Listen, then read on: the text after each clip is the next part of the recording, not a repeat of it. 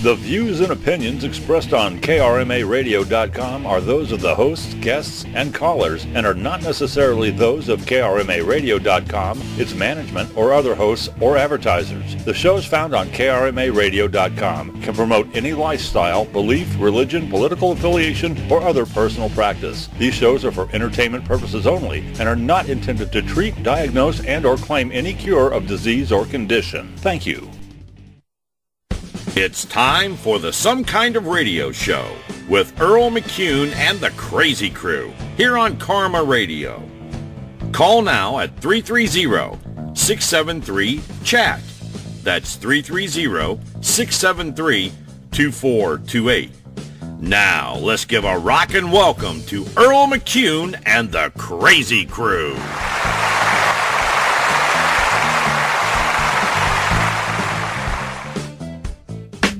Oh, baby, you're so good. Oh, yes, I am the best. Feels so good. Yes. Hey, Jimmy. Lying here next to Something wrong with the reception? Yeah. Ready for bed, son? I'm all set, Dad. All set. No. I think he's trying to watch some illegal channels here. This is just bad reception, honey. You're so big. What's that? I want the right time, the right moment, the right place. Not a space shuttle launch, it's sex. Tomorrow will just be some girl you go telling all your friends about. No way. Hey, did you see The Little Mermaid on TV the other night? No? That Ariel, man, she's so hot. Well, this is the female form. Look at the expression on her face. She's kind of looking right into your eyes, saying, "Hey, big boy. Hey, how you doing?" There's gonna be an Eastern European chick naked in your house. And you're not gonna do anything about that? What am I gonna do? Broadcast her over the internet? Yeah. Oh, this is incredible. If you ever had a chance with Nadia, this is it. Somebody's coming in there. That guy's in my trig class. Oh, no. More, you bad boy. Go, trig boy. It's your birthday. Touch me, Jim. Oh, no. Oh. Houston, we have a problem. Friends call me Nova, as in Casanova.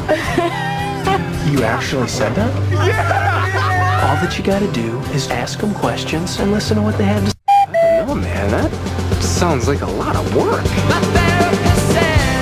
From Universal Pictures. Stifler's mom. Are you trying to seduce me? Yes, ma'am, I am. Mom? Comes a brutally honest look. What exactly does third base feel like? Like warm apple pie. At that time in everyone's life when we try to hold on to our dignity. Jim? American Pie. Well, we'll just tell your mother that we ate it all.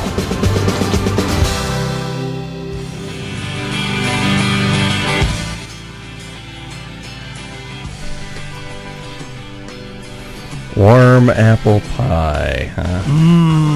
A la mode. A la mode, yeah. McDonald's or homemade? I've tried McDonald's. Burn. Yeah, uh-huh. Yeah, that wouldn't feel pretty. Yeah. Anyway. Oh, boy. Welcome to Some Kind of Radio Show here on KRMARadio.com. I'm Earl McCune, along with Mike Malone in the house. Mikey! Hi. And Tony Comedy Killer. What's up, Tony? Oh, nothing much. Nothing much. Now, this is like throwback night here on Some Kind of Radio Show for me and Mikey, because Mikey actually is my original co-host on this show. Okay. On the early show, Mike and I, we were a two-man group on the original show. Yes, we were. We did our thing. Mike would be on his phone, I'd be on mine, and we'd talk about nonsense, and we couldn't figure out what the hell to talk about for 30 minutes half the time. But we still don't know sometimes. No, but now we go from 30 minutes. Back in the day we did 30 minutes. 30. Now we do 4 hours. Yeah. What are we gonna do in 4 hours? Well, let's see. A lot of things we could do in 4 hours. Yeah. But anyway, welcome to the show. We are saluting American Pie tonight. One of my favorites. Brings back a lot of memories watching that movie. Oh yeah. My God, I love that movie. Nadia. See that she worked for you, but the one I liked was Michelle. Oh, I love Michelle too. Allison Hannigan. Allison Hannigan. Now, a good buddy of mine, Troy Foreman, mine and Mike's good friend, who was also did some stuff on our old show. He's an actor out in Hollywood, and we did an interview with Troy. He played Ox on Saved by the Bell. Yeah. I posted this thing today, and he got a picture with Allison Hannigan, and he posted it on my page. Ooh. Yeah. And he was like, "Yeah, see, hi guys." She's the reason why I started watching How I Met Your Mother. Yeah. Oh, wait a minute. Here we go. I guarantee this is probably gonna be Deb to tell me that. Oh, she's gonna wait. Here we go. You ready for this? She's gonna be yelling at me here. Hi, Debbie. Oh no, wait a minute. Who do we got here tonight? It is Lori. Oh, it's Lori. Oh, I thought it was your mom calling to yell at me. What you doing, honey? I just played a game of Sorry Sliders. You played a game? Sorry Sliders. Oh, you listening to this show tonight? Yeah. Oh, okay. Well, cover your ears on a lot of the stuff tonight because you don't want to be influencing your friend there because I know you're staying at a friend's house, so you do not want to give your friend bad influence by listening to us tonight. Yeah, Steve watches you on YouTube all the time. Oh, well, I guess they watch us on YouTube all the time. We have young fans now. That's the thing. Our demographic is our target demographic for our show is the 21 to the 35 group, right? Yeah. Well, no, we got the 12 to 18. Their ages together. American Pie. Huh? We're saluting American Pie. Yeah, we know we're saluting American Pie. It's a really cool movie. I know it's a cool movie. I like it. Me too. Wait a minute, you've watched it? I know it's a good movie. You've seen it before? No, you've never seen it. Well, I've never let you watch it. It's a cool movie. Does your mom let you watch that movie? No. Okay, then well, how do you know about it? I know it's a cool movie. I've seen you watch it. Oh, you've seen me watch it. Okay. So what's going on, guys? Yeah, well, I don't think you've ever watched it. You better not be watching that movie. That's a little young for your age, Lori. I'm not. Yeah, and Deb just let me know. She says, I have let her watch it, and she has watched it with me more than once. Good mom, Deb. Mother of the year right there, Debbie. Good job. Yeah. All right. Let our 10-year-old watch a movie about sexy teenagers. Yeah, there we go. Funny jokes yet. Oh, you want to... What's your funny joke? What do you call happy birthday backwards? What do you call happy birthday backwards? I don't know. Banana hippie hat. What? Banana hippie hat. What? Never mind. Banana hippie hat. Banana hippie hat. All right, great. Okay, Lori. Well, we're gonna go now. You have fun at your friend's house. Bye, banana hippie hat. Okay, bye. Okay. Well. Wow. Oh, comic relief early. I'm relieved. Yeah. You too can join us live on the air, 330-673-CHAT. That is 2428 on your keypad. And tonight, like I said, we're going to be saluting American Pie, one of our absolute favorites. Now, I was saying, Allison Hannigan, who played Michelle. Yeah. I hurt between her and, well, also, I mean, there were so many. Shannon Elizabeth. Oh, yeah. Nina Suvari. Who else was in that movie, Mike? You know all the women's names. Jason Biggs. You like Jason Biggs. Names. He likes Stifler. Stifler's mom. Stifler's mom. I can't remember her name. Jennifer. Now I get to pull look it up. Yeah, I gotta look it up. IMDb. Yep, I got to look it up. I should have had all that up. Because it's funny. You'll watch a movie now with Stifler's mom in it and be like, Stifler's hey, mom. that's Stifler's mom. I know, that's the thing. She's done so much, Yeah. I used to work with a guy whose last name was Stifler. Like, is your mom that hot? Yeah. He's like, shut up. Hold on, let me pull this up real quick. American Pie. Here we go. 1999, American Pie. God, that movie is that old already? It doesn't seem like it's 16 years old. It was one of the first DVDs I've ever owned. Yeah, here we go. Here's the cast. Of course, Jason Biggs was Jim. Chris Klein was Oz. Yeah. Thomas Ian Nicholas, who was known before this movie, is Henry Rowan Gardner. Rowan Gardner. Rookie of the Year. Rookie of the Year. Of course, Allison Hannigan, Michelle.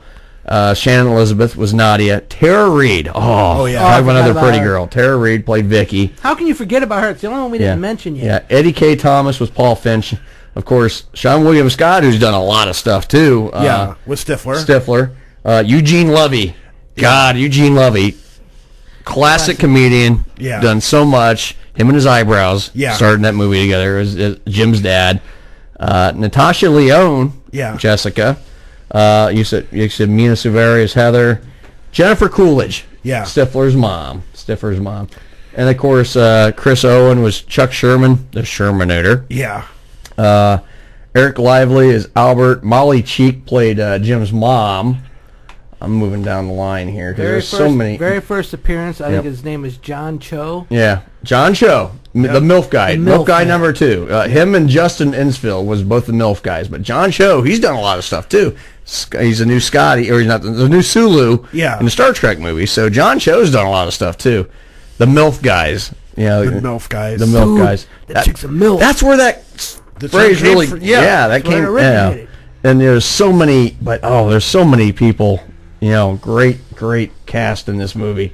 And, they made so many great sequels. I mean, so they did some direct-to-DVD stuff that did not do well. I mean, those sucked. I mean, I don't even count those in the original. But, you got American Pie. And then two. Then American Wedding. The Wedding. And then the Reunion. Reunion was great. Yeah. The Wedding and the Reunion were great. The Wedding was pretty good, too. I like the American Wedding. Yeah. The Reunion was fantastic, though. Oh, yeah. I mean, it brought back everybody. And that was, I love that movie. And I think they wanted to do it. Yeah. Oh, they did. It wasn't like trying to coax them. No, they wanted to. They wanted to do that movie. They ain't seen each other for so long. They just, And plus, there was all such a great chemistry with that cast. I mean, we got another call already. Yeah, Wow. It's probably Debbie. No, it's Seth the intern. Let's take this. Good evening, Seth the intern. Hey, how you doing, guys? I'm doing well. How are you, sir? Up? Good. All right. I had a chance to listen in a bit, and I am also a huge fan of American Pie. And I agree. Screw the DVD. Crap. Straight to DVD releases. Oh yeah. So those sucked. Before you guys, I know how the show though changes the subject. Yes. I think we should rank them. I think we should too. I agree with you. Yes. But from 1 to 4. 1 to 4. Okay. Okay. I'll give you guys mine first. Okay. I think American Pie. American Reunion comes in a close second. American Pie, or the American Wedding is third. 2, I think, was least of my favorites of all 4. That's my pick. So 1, 4, 3, 2. That's how I'm going to go in my order. How about you, Seth? Go ahead. All right, I got to go with the original 1 as the best. Absolutely. This one was a favorite among friends. We actually used to have American Pie movie nights. Okay. And I'm going to say Wedding's going to get second for me. I'm right with you. Okay. Followed by the second one. I'm going to put Reunion last. I have nothing against it. It was awesome. It was actually, I think, underrated. I think so, too. How good these movies were, well written, well put together. The cast was great. Yes. Part of me does want to do what you do, is put second last, but there were some great moments, like especially the glue scene in 2. Oh yeah. You can't go wrong with that glue scene in 2, where he's got, he's trying to lube up the, crank his yank there, so to speak, and then he has the super glue, and I accidentally stuck myself to myself. It's a classic moment, but again, the 4 was the stating the obvious, the last one with everybody, because you remember with 3, what's his name was not in it. Yeah, that's right. Oz was not in the American Wedding. No. Yeah. And that I think that kind of killed it. I think that would have been great if Oz would have been in number 3 with the Wedding. But I put Wedding second because that also had some great moments. It was overall just a very good movie. There wasn't some... the great thing, I think one of my favorite scenes in the American Wedding was when Stifler accidentally did the grandma. Yeah, so he was a grandmother bleeper instead of... Focus! Or when the dog ate the ring, and so he... The dog ate the ring. And the lady, just the one chick, I can't remember, it's been a while. Is that a truffle?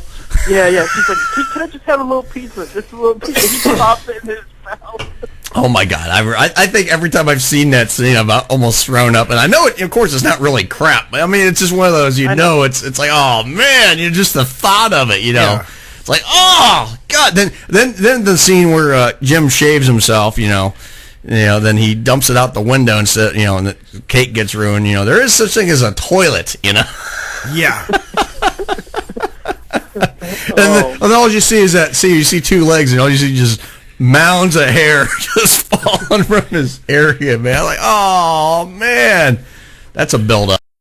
Yeah. That's a buildup of pubage. Whew. But okay, how about you, Comedy Killer? What's your ranking? I liked 2 just a tad bit better than number 1. Just okay. The number 1 set everything up, but number 2 was they were out at the college house. Yeah. Out at the lake for the summer, and it was pretty much no limits. Mm-hmm. And then of course right at the end, Stifler's mom pulls back up, and Stifler's mom, she's here, and it was that, and it was where in the first one, I always had a funny feeling that that Jim and Michelle would end up together. Oh yeah. You just had that feeling, right? And then finally at the movie they did. That was great. So I did like 2 a bit better than 1. Reunion is a strong number 2 for me. Yeah, Reunion was great. Reunion was great. I even liked that a little bit more than the first one. I'll have to put the first one as my 3rd favorite. Really? Okay. And then Wedding is number 4. Just there were a lot of funny moments in Wedding. Right. But it was just a tad bit more serious than the rest of them were at the end. It was, yeah. All right, Mike, what's your rankings? Definitely got to go with the original first. Okay. That's where it all starts. Yeah. I would have to put American Reunion as a second. Okay, you're right with me then. Okay. Because, that was everybody. That's my thought. Everybody was back. But they all came in with different dates and stuff, and they all ended up hooking up again. Right. The third one would be the second one. My favorite part in the second one where they thought they were watching 2 women. They thought they were lesbians? Yeah. And they were the roommates, the house they painted. Yeah. And they said, we want to watch you. So Stifler wanted to take one for the team. Oh, yeah, I remember that. Oh, God, yeah.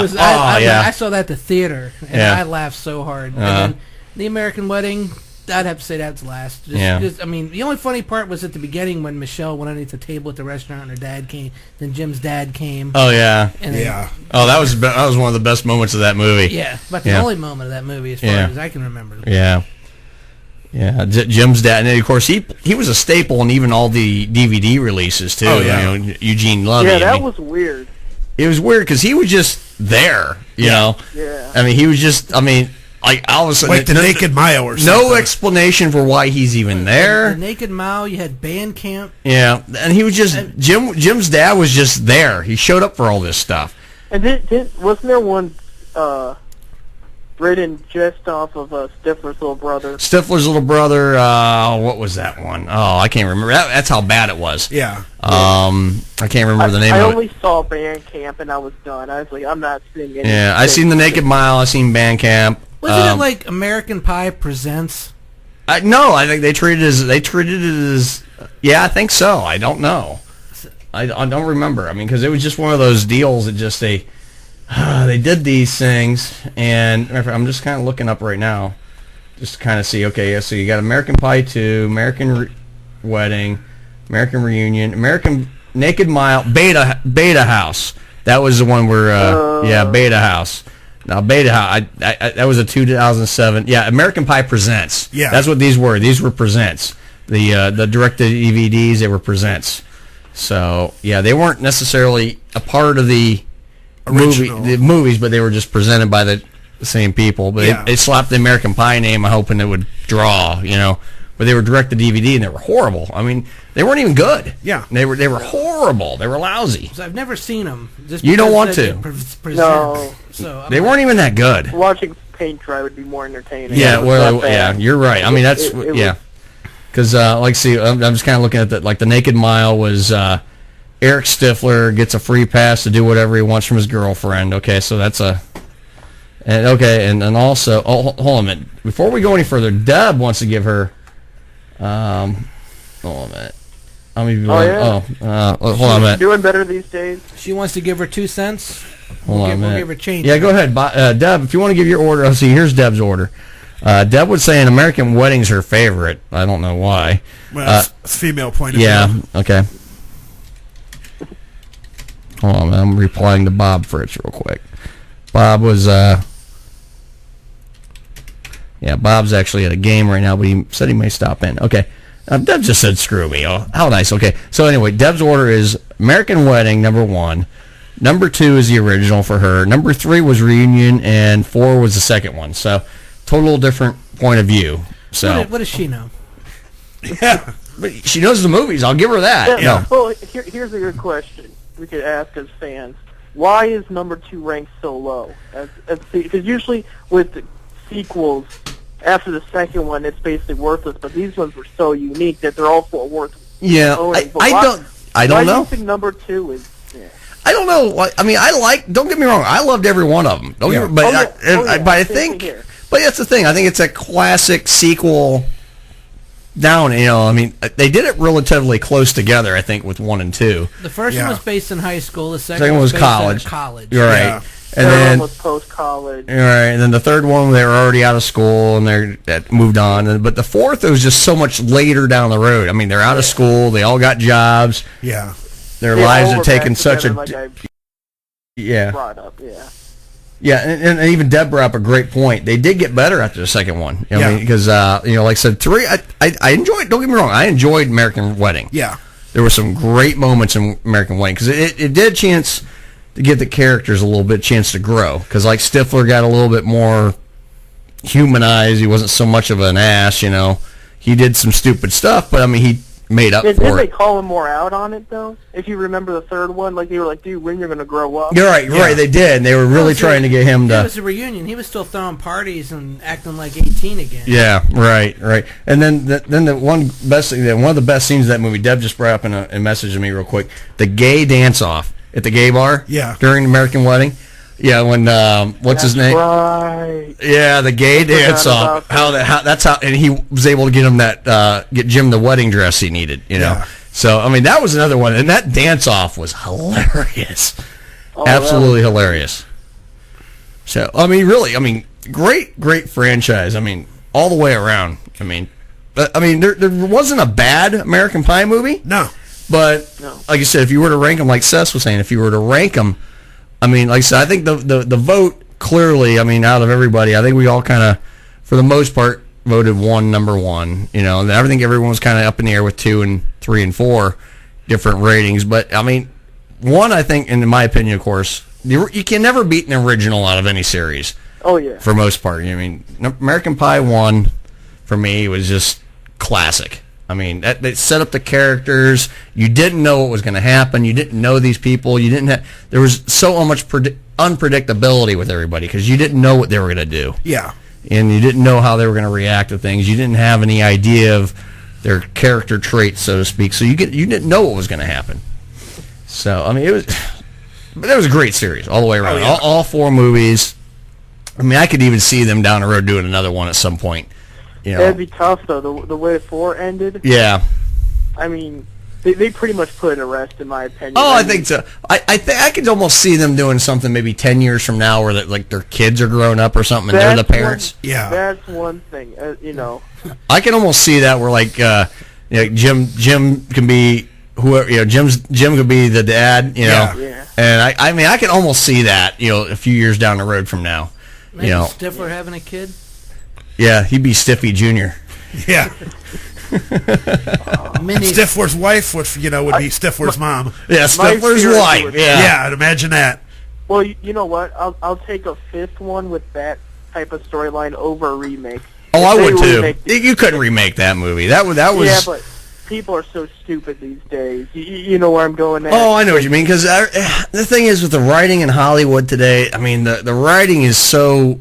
No one knows any good classic story ideas anymore. I mean, American Pie was really one of those... It was original. It was a very ballsy look at, the way life was, for teenagers. For teenagers, especially in '99. If you really think about how risque the movie content is, I mean... Yeah. And 99 was, I mean, that was, for that time, I mean, that was revolutionary for 99. It really, that's why it did so well. Yeah. If you really think about it, you couldn't do that stuff in 89. Yeah. Oh, you couldn't do that in 89. You were thinking no. 89, it would have been something like, it would have been very you know, They probably would put NC-17 label. oh, they would have. It would have been more like a Ferris Bueller type comedy if it was back in '89, for example. They couldn't pull off half the crap they did in '99 like they did back. Now, I mean, today, these storylines have been so done and done over again. You know, that I don't know how they would remake it and it'd be good. I don't understand it. You know, I don't see there's any way they could remake it and be any good. I like to piss off the hardcore Harry Potter fans. I liked Harry Potter too, but by saying, okay, so when do you think the remakes are coming out? And watch them squirm. And they go, no. And I was like, oh, they could do it. Yeah. Well, Deb just sent me a message here, and she's going to send me the info on it. Tara Reid has revealed a 5th American Pie film movie is on the way, possibly. So Deb's going to give me the info. And matter of fact, we're going to go to break real quick. It's that time. It's 8:30, so we're going to go ahead and go to break. But I'll keep listening. You guys are doing great. Thank you, sir. Always appreciated. You the man. Thank you. All right, Seth. We'll talk to you soon. Yep. All right. Bye-bye. All right. It is 8:30. We're going to go ahead and go to break right now here on some kind of radio show. And we're going to talk more American Pie and other craziness and other things here as we go to the break, and we'll be right back after this and other things. Stay tuned. Oh my God, Sandy, turn that crap off. Mr. Cartier told me I had to listen to the Ultra Realm radio show every Saturday night from 8 p.m. to midnight on Karma Internet Radio. These guys are like greased lightning. They talk about everything. Comics, toys, pop culture, video games, ghosts. Oh my God, Sandy, they talk about the paranormal. Now give me a Royale with cheese and let me listen to the Ultra Realm radio show every Saturday night from 8 p.m. to midnight on Karma Internet Radio. Oh my God, they're like greased lightning. Hi, this is Jack Kaiser at KRMA. Join in my talk show every weekday from noon to 2 o'clock on KRMARadio.com. We look forward to seeing you and letting you be a part of the finest talk show in the area. I'm Aleister Crowley. And I'm Maggie Fuller. And you're listening to Some Kind of Radio Show with Earl McCune, Deb, and the Crazy Crew. Right here on KRMARadio.com. Give them a call, 330-673-2428. Coffee News, that little brown paper you see everywhere, is an ideal way to spend your time with info on local events, fun facts, trivia, and so much more. Pick up a fresh edition every week at over 900 locally owned restaurants and other busy waiting areas throughout Greater Akron, Canton, and Medina. Be sure to enter our contest for fun prizes and giveaways exclusive to Coffee News and its local advertisers. Have you read your local Coffee News? Like us on Facebook at Coffee News Akron or Coffee News East Central Ohio. We'll see you enjoying your next brew. The views and opinions expressed on KRMARadio.com are those of the hosts, guests, and callers and are not necessarily those of KRMARadio.com, its management, or other hosts or advertisers. The shows found on KRMARadio.com can promote any lifestyle, belief, religion, political affiliation, or other personal practice. These shows are for entertainment purposes only and are not intended to treat, diagnose, and or claim any cure of disease or condition. Thank you. You're listening to Some Kind of Radio Show here on KRMA Internet Radio. Check us out on Facebook and Twitter at SKO Radio Show. You can also email us at skoradioshow@yahoo.com. Now back to Earl McCune and the Crazy Crew. Oh, yes, I am the best, baby. Oh, yeah. Oh, that was a tit. That is a tit. Oh. Yes. Oh, you're so big. Oh, yeah. Yeah, that's right, baby. Oh, doggy wants to hide his bones. Yes. Oh, yeah. I'm bone smuggling, baby. Man, would you shut up? Oh, yeah. Hey, Jimmy. Just wanted to say sweet dreams. Yeah, sweet dreams. Good night, Mom. Yes, good night. Come on. Yeah. Something wrong with the reception? Yeah. There's this nature show Take it that off. I'm trying to watch, and the birds are all scrambled, and I can't even... Do me. Yes. Baby, ride me like a pony. Thing must be broken. I sat on the remote or something. Oh. Ready for bed, son? Yep, I'm all set, Dad. All set. Yeah. No, I think he's trying to watch some illegal channels here. Illegal channels? This is just bad reception, honey. I'm gonna smack my... What's that? Oh, baby. You know what? Here, just give me this, please. Oh, And let's get this. Yeah. Oh. No. Yes. Okay. Let's. What the hell's the matter with this thing? All right, we're back on Some Kind of Radio Show, Karma Radio. Friday night, we're here till midnight. Call us 330-673-CHAT, 330-673-2428 with our salute tonight to American Pie from 1999. Mike, you ever catch yourself watching illegal channels back in the day? Every night. Now, you remember going through, flipping through the channels, and you get those scrambled channels, and it'd be porn, you could hear everything going on, but you couldn't see nothing? But, there's those times when you tuned it in just right, you can see the whole screen. screen. We do got another call. Let's take a call here on Karma Radio. Good evening, you're on Some Kind of Radio Show. Who do we have? Hello, I'm calling from Big Girls Adult Entertainment. Congratulations, I love Big Girls Adult Entertainment. How's it going down there? Well, just calling to confirm your appointment for tonight. Oh, that's Mike's. Party, I believe. Okay, Mike, you're calling for your appointment. Well, I just wanted to chew the fat, but... Now, this hold your horses there. I'm feeling insulted. You're feeling insulted? I'm confirming your appointment. Why you feel so insulted? I have your name, phone number, and street address right here. Okay, that's good to know. Says you have reserved 2 of our full-figured women for the night. Good. Okay. Where are they? They're not here, obviously. So you're not doing your job. What's going on? You're nervous. Let me assure you, our ladies have twice as much. I love prank calls. Well, it's like you're getting 4 strippers for the price of 2. Good. I'm sure the quality's there.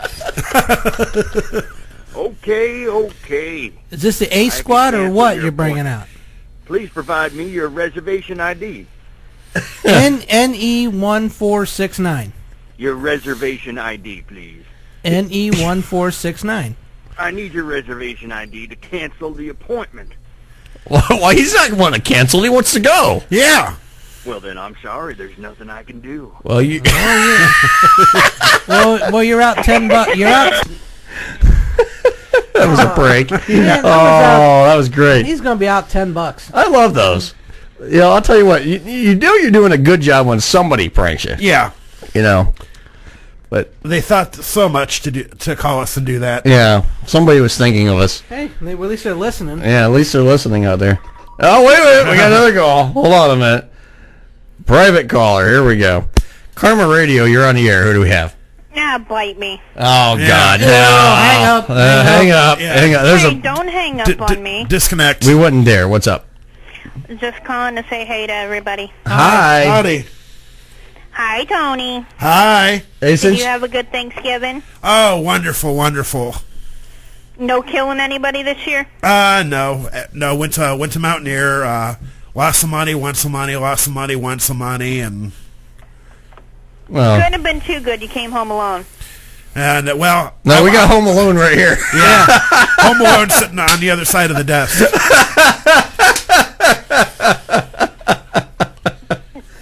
No, I was just letting everyone know. I was reading up that they are in talks about an American Pie. It's going to be the American Pie finale. I was just going to say, since you're on the air with us, why don't you tell us a little bit about what you found? It's saying American Pie 5 is coming in the near future. Well, they need to 5. That's right. It'll be 5. And it is, in fact, the insider saying that the American Pie sequel will wrap up the entire series once and for all. This shouldn't come as a huge shock since American Reunion pulled out $220 million at the box office. Right. It says Universal Studios has secured American Reunion writer-directors for American Pie 5. Mm-hmm. This is what we are sent, that it's going to be... Jim and the boys will end up in Vegas in a hangover type of scenario. Sounds like the best bet yet is the final piece of the pie. God, could you imagine that? See what yeah, they're bringing back everybody for this one. Nice. Yeah, I'd love to see that. I think that'd be great. Yeah, especially if it ends up being a hangover scenario. I was thinking kind of the same thing. I think it would be really good. They lose. What, Stifler gets married? They lose Finch. Yeah, Finch or Stifler. Yep. No, Stifler. They couldn't lose Stifler. No, he's the life of the party. They would lose Finch for sure. No, they take Chuck Sherman with them. They lose Sherman. Yeah, he was Shermanating all over Vegas. Yeah, that was funny. Oh boy! No, because Stifler would basically be the Ken Jeong of the American Pie Hangover. Yes, he would. Yeah. God, could you imagine that if they did like a? But did you die? No. Oh my God, that would be good. That would be good. But hey, question that I want to throw out, and especially with everybody here, of course we're ranking the movies 1 through 4, but tell us, your high school hijinks. If you want to share some of your, things you did in high school, like what they did in American Pie. If you want to share any of those type of things. Do you really want us to share that kind of information? Absolutely. That's good radio. I want to hear about that kind of stuff. Now, Mike, I don't want to hear about it from you. Okay. I wasn't going to say anything. Okay, good. But also, today is, of course, Black Friday. I didn't get out a lot today. I kind of stayed in the house all day until the safe bet. Safe bet. You did. Yeah. You didn't wake up till 2. Well, no, I woke up at noon. I nudged you hard. No, you did not. Oh, man. All right, guys, I'm going to get off here and I'm headed to bed. Okay, bye. Bye. Bye, Deb. Bye. All right. No, today, how was the roads out there? Did you see much out there today, Tony, as far as traffic and stuff at the stores or anything like that? You go out at all? No, not probably till before I came in here. Really? Yeah. I was kind of the same way. I didn't see much. Now I'll tell you, I went out Wednesday night before we went home for the night. I left work at about 5, and I had to go stop at the grocery store. We had to go there. Then we also had to stop at the big box store, and of course, oh my God! I'll tell you what, we went and got like 3 items. Had to get 3 items. That's it, 3 items. Yeah, it took us an hour and a half to get 3 items at the store. It was insane because they're unloading these big trucks outside. And they got the tow motors outside. Then everyone couldn't figure out how to drive through the parking lot. Yeah. Oh my God. Well, we were on the roads, Wednesday afternoon going to West Virginia. Right. And like when I go out too, I take 224 out to going down and through Lisbon because we always stop at the diner to eat on the way down. It's kind of like tradition. Right. I was glad the diner was still open because, normally they stay open till 5 or 6 or 7 o'clock because they're more of an early morning breakfast till late afternoon dinner type of place. Right. But now I guess they stay open from Thanksgiving Eve until Christmas Eve 24/7. Oh, no kidding. Just because they got they got enough traffic that's that going, back and forth crowd. So they have enough to stay open, and they've got 3 or 4 tables that'll be in there all night. Right. So we go down through there, and even traffic on 11, getting into West Virginia wasn't right. bad. I expected it to be horrible. Right. Because a lot of people that I know that would even go into Pittsburgh, they don't run 76 out to Pittsburgh. Right. You can take 30 and sneak in the back way and get around all the crap. Right. To East Liverpool? Yeah. Yeah, that's where my friends were that came down that met us down there. Right. Well, it is time for headlines, guys. All right. Not that. Wrong theme. It's funny. I got the headlines theme highlighted. I don't think these got tagged right. Way to go, Deb. Good job, Deb. Are you kidding me? I don't think Debbie tagged these right. Okay. Says headlines. Okay. You see it right there, right? Yeah, I see it. Okay. Debbie, you're fired! Jesus. Yeah, it sounds like a banjo to me. It doesn't sound like a headline. Oh, no. 7 o'clock. Psycho sees Santa's workshop. She didn't even tag half this stuff right. Okay, what am I supposed to do now? I got to guess? I give up. I absolutely give up. Oh. Let me move this. Let me try this. Talk that comes around and goes around. No, that's Karma Maggie. Radio. Hi, everybody. I give Steve up. Jones here. I give up. Join me Wednesday evening. Debbie, you're fired. You're fired. I kid you not. These aren't even playing right. I'm kidding. I got it. Okay. Tagged is marked to play next.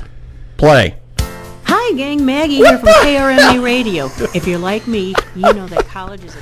I really truly give up. Let me try something here. Let's try this. Talk that comes around. Are you kidding me? And goes. Okay, what is up with this? I swear to God, the computer system here today is just goofy. Mark is next. Okay, play. Talk that comes around I kid you not. And goes around. Karma Radio. Okay, Deb, what did you do to my headlines theme? Hey, Deb, if you're listening, you're fired. Oh, she's going to be calling in. Oh, she's not even listening. She went to bed. Yeah. She went to bed. She's still up. Yeah. Oh, well. Anyway. Good. When you're doing headlines, I'm going to go smoke. Yeah, well, yeah, you do that. I give up. I totally give up. Oh my God. I do want to see something here real quick. Let's see. What the hell? Okay. I'm moving this to the top. Okay. Okay. Let's see. Mark is next. Play. Talk that comes around. I don't know what she did. I don't know what she did. I don't know what she did. I swear I don't know what she did. I think she deleted my theme. Whoops. Yep. Oh well. Screw it. I'd sub it with one of my ringtones or something on my No, phone. wait a minute. Hold on a minute. I do have a backup plan. I always have a backup plan. Hold on a minute. I always have a backup plan.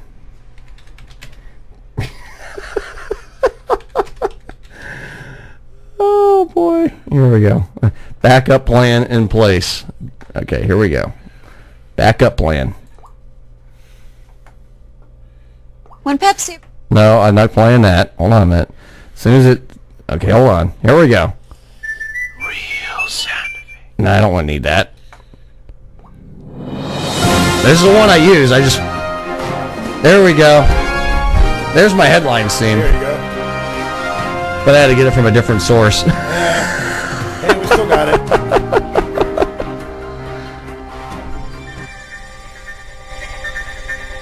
Oh, this is even cooler. I like this. It's kind of cool. Okay, enough of that. Tonight's headlines are brought to you by Colon Blow. Colon Blow that makes you help you blow your colon, clean you out, and give you a good, clean feeling inside. Colon Blow. Available at Mike's.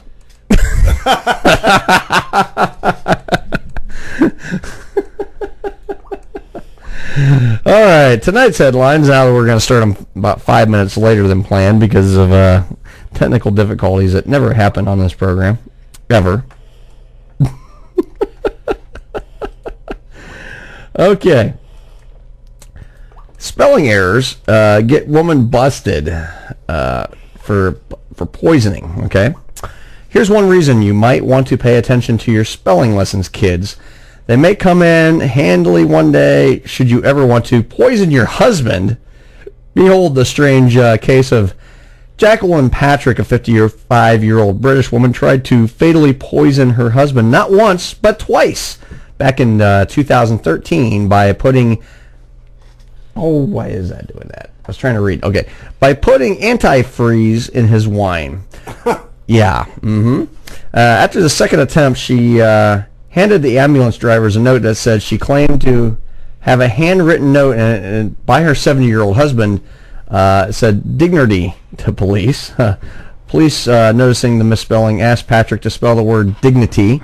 She misspelled it as dignity, thus providing the fatal clue. Yeah. Patrick ended up being arrested on that and Monday sent to jail for 15 years after she pled guilty to 2 counts in attempted murder of course, the couple's 21-year-old daughter also admitted to urging her mother to poison her dear old dad, who ultimately survived and was sentenced to 3 years in jail. Also not helping their case were text messages between the two mother and daughter that were said things like, I got the stuff, I will give him some later, delete the text, but don't tell no one, okay? If he feels sick again, I gave him more of this stuff here. Don't make sure you delete this, okay? So there's a case of dumbass. Yeah. Case of dumbass ahead of you. So yeah, a 51-year-old mother decided to poison her 70-year-old husband, and she couldn't spell dignity. And they asked her to spell dignity, and it said dignity, D-I-G-N-E-R-T-Y. She can't spell. She apparently had no dignity. She had no dignity. She had no dignity, apparently. But Yeah, I could never get the headline seem to work, so I had to steal it from YouTube. Oh, boy. Okay. Moving on here real quick. One fun thing we're going to be doing with this show, too, is fun horoscopes. Horoscopes. Tony, what's your horoscope again? Scorpio. Okay. And your horoscope says, success is often difficult to define, though for you, it pretty much boils down to filling that cup with clean urine. Mike, that should be yours. It should. Yeah. And it is. Oh, boy. Oh, jeez. Mike, what's yours? Virgo. Virgo. I'm the virgin. Yeah, we know that. Yeah. Okay. You've never really thought of yourself as a cat person, but the splicing, transbinding of the DNA that's been resequencing will soon change all that, Mike. Okay. And mine, Capricorn, the stars give up. If you want another slice of that blueberry pie, just go ahead and have another slice of that blueberry pie. Damn right. Mm-hmm. That's right. So there we go. There's our headline, or our little quick thing of the horoscopes there. Also, real quick, I do want to touch on another headline here that was. And that blueberry pie, you know, you got to top it with, right? Right here. Oh, yeah, right, yeah. Here we go. Sudden death of aunt creates rupture in family gossip pipeline. This is a story of a Virginia. What? Yeah, sudden death of aunt creates rupture in family gossip pipeline. This is out of Virginia Beach, Virginia.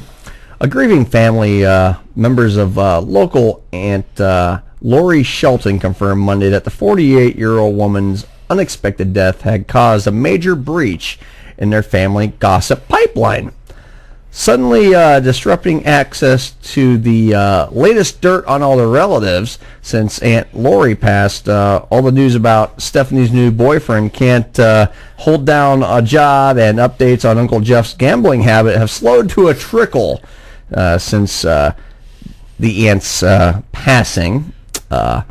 They're mourning the loss of the woman who had years reportedly ensured a steady stream of the juiciest tidbits about relatives.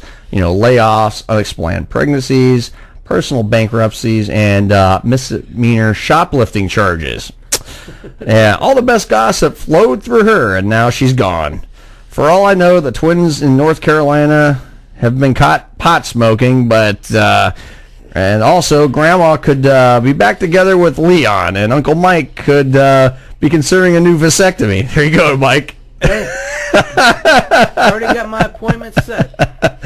It's a devastating loss for the whole family, and several in the family expressed hope that, for the time being, a sufficient supply of idle chatter could and possibly rerouted through cousin Stacy to meet their immediate needs. So, our best to the family who lost their gossiping aunt, and she unfortunately she cannot gossip anymore. So hopefully they're going to get someone to replace that steady stream of gossip, with the family there. Well, I'm going to need a vasectomy after getting a call from the big girl strippers. Yeah, I know. Yeah. Well, yeah. Mm-hmm.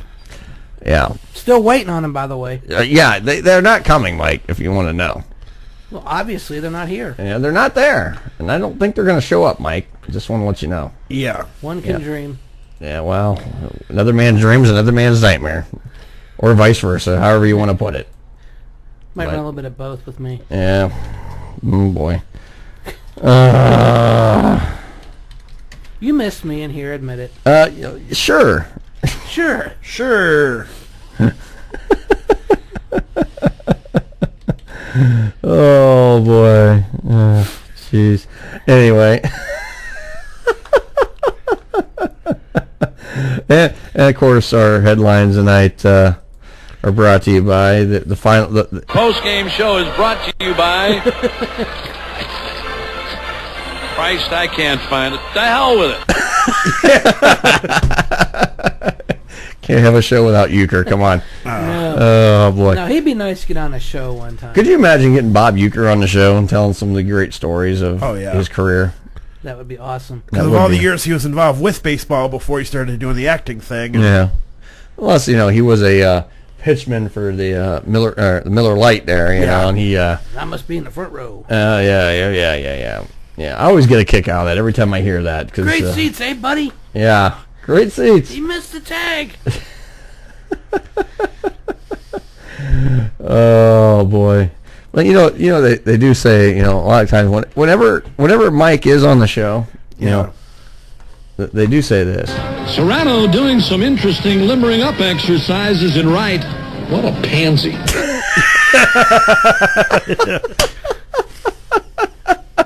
thought you were going to say, like, I'm a juvenile delinquent in the off season. No, that's Wild Thing. That's Wild Thing. Who is this effing guy? Yeah, right. 330. Post-game show is brought to you by... Christ, I can't find it. The hell with it. Yeah, there we go. I wasn't even trying to play it that time, but I had to get that in one more time. But 330-673-CHAT, 330-673-2428. We are going to be discussing American Pie, the movie, throughout the evening tonight. And, of course, I'm going to pull up some little tidbits here before we go to break. Did you know? This is some trivia. Okay. Eugene Levy was told he could improvise much of the dialogue for his character, including the part when flipping through the pornographic magazines with Jim, forcing a notably muffled laugh from Jason Biggs with the giant orgy line. Yeah. You could tell. Yeah. You could tell he was trying not to laugh. Oh, yeah. Yeah, and of course, also, to replicate an erection in one scene, the crew cooked a sausage, stuck it on a pencil, and wrapped it in aluminum foil. It was still warm when it was placed between Jason Biggs' legs. So, yeah, he had a hot sausage going in real life there, too. Yeah. So, and then one more real quick here. Allison Hannigan went to her callback audition really having to pee. She ran to the bathroom, and her name was being called. Just after she got out, she went in without having calmed down, so she read the part so quirkily fast, with an over an amount of energy, she credits that to her getting the part as Michelle. So she was like really in a hurry to read her lines when she got called in, because she was, at one time at band camp, yeah, okay.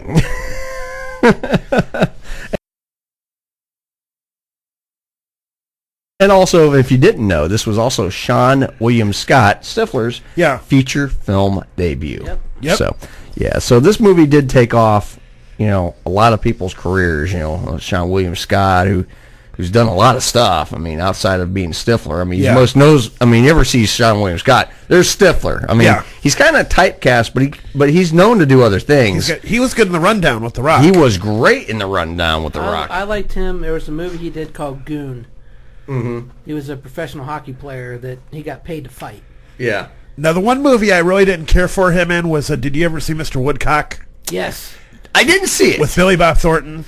He was like, Mr. Woodcock at the time was, his gym teacher growing up. Right. And then, who was it? Didn't he date his mother or something like that? Yeah, Mr. Woodcock was dating his mom. Yeah. His mom was, I think, Susan Sarandon. Right. In the movie. And then he tried being funny through it, but without Billy Bob Thornton, that movie just wouldn't have worked. Well, I didn't care for him in the movie. He actually did a serious role. He was like killed in one of the Final Destination movies. Okay, so I only saw I think the first one of them. One or two. I think he neither one of those he got killed in. And then Jason Biggs was in. If you ever remember the movie, I'm trying to think. Jack Black was in it, and I know which one you're talking about. I can't remember it. Where they're trying to save him from getting married or something like that. And it was... not Saving Silverman. I think it was it. Really? Yeah. If you know the name of that movie, call in. Yeah. Call us, please. We're lonely. We have any other... No, I was going to say, we don't have any tickets to give away. No, we don't have no tickets to give away tonight. But. Nope. Ladies, you have a ticket to my heart. Call and win. I'll meet you downtown and buy you a beer. Yeah, there you go. If you're cute between 25 and 45, call in and I'll buy you a beer anyway. Yeah. Mm-hmm. Oh, boy. Oops. Wait a minute. I got to pull this back up here. Wait a minute. What am I doing? There we go. There we go. I hope you know. You know, you have that moment there, too, when things just kind of happen that way. So, but anyhow. Well, I think it's about time to go to the news, guys. So, we're going to take a brief timeout and go to the news. You listen to Some Kind of Radio Show here on KRMA Internet Radio. We'll be right back after this. And other fun stuff. Cavs are down by 3. Cavs are down by 3. We'll be right back. Yep. 8 minutes left in the fourth quarter. From Washington, this is VOA.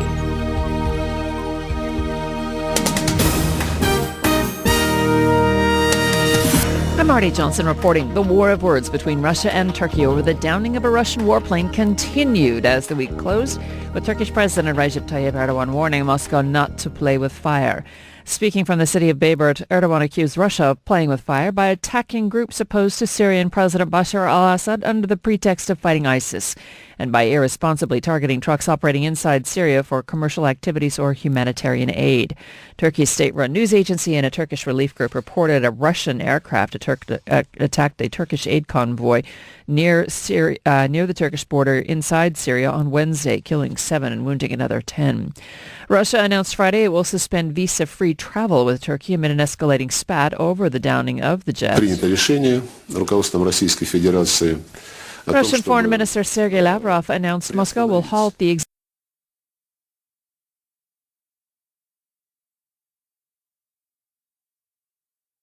existing visa-free regimen starting January 1st, saying Turkey has become a conduit for terrorists and has been reluctant to share information with Moscow about Russian citizens accused of involvement in terrorist activities. Turkey's downing of the Russian jet on Tuesday was the first time in half a century that a NATO member shot down a Russian plane. The detention of 2 prominent journalists in Turkey has provoked national and international criticism. Dorian Jones reports from Istanbul. Condemnation is growing over the jailing of 2 leading Turkish journalists. Kemal Kılıçdaroğlu, the leader of the main opposition Republican People's Party, described the arrest as a black day for democracy and freedom of press. The US Embassy in a tweet expressed great concern about what it said appears to be another media outlet under pressure. And that was Dorian Jones reporting. The reporters were detained on Thursday on spying charges. This is VOA News. French President François Hollande presiding over today's national memorial service for victims promised to crush the army of fanatics who carried out this month's deadly terror attacks in Paris. The commemoration held at a monument in Paris began with the somber reading of the names and ages of the 130 people who died in the attacks claimed by the Islamic State group. Stéphane Alexini, 39 ans. Nick Alexander, 35 ans. It has been 2 weeks since Islamic State militants swept through Paris, setting off suicide vests and opening fire on innocent people in several locations, including a crowded concert hall.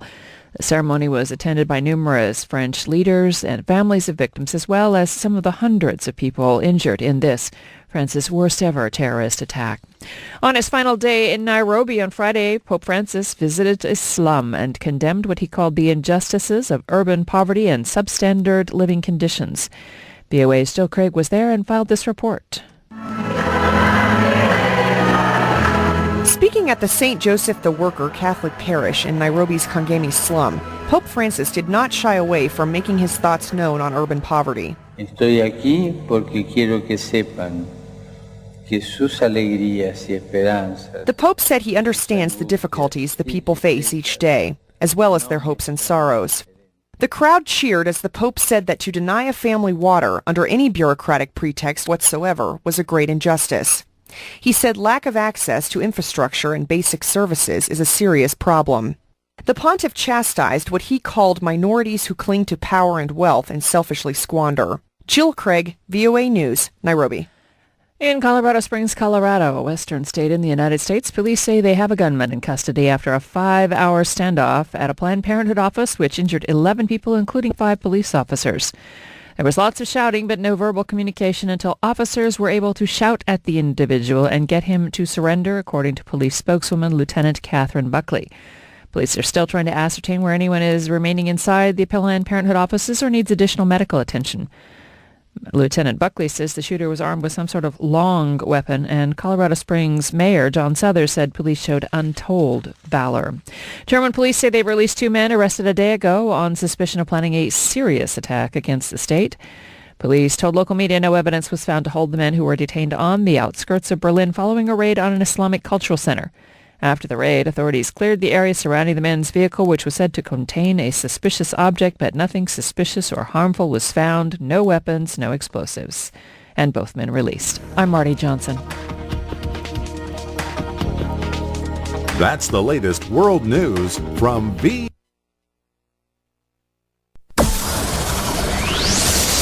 Talk that comes around and goes around. Karma Radio.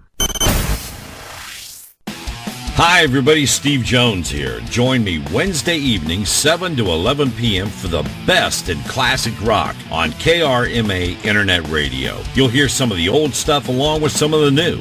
We'll also feature some great local bands and your requests.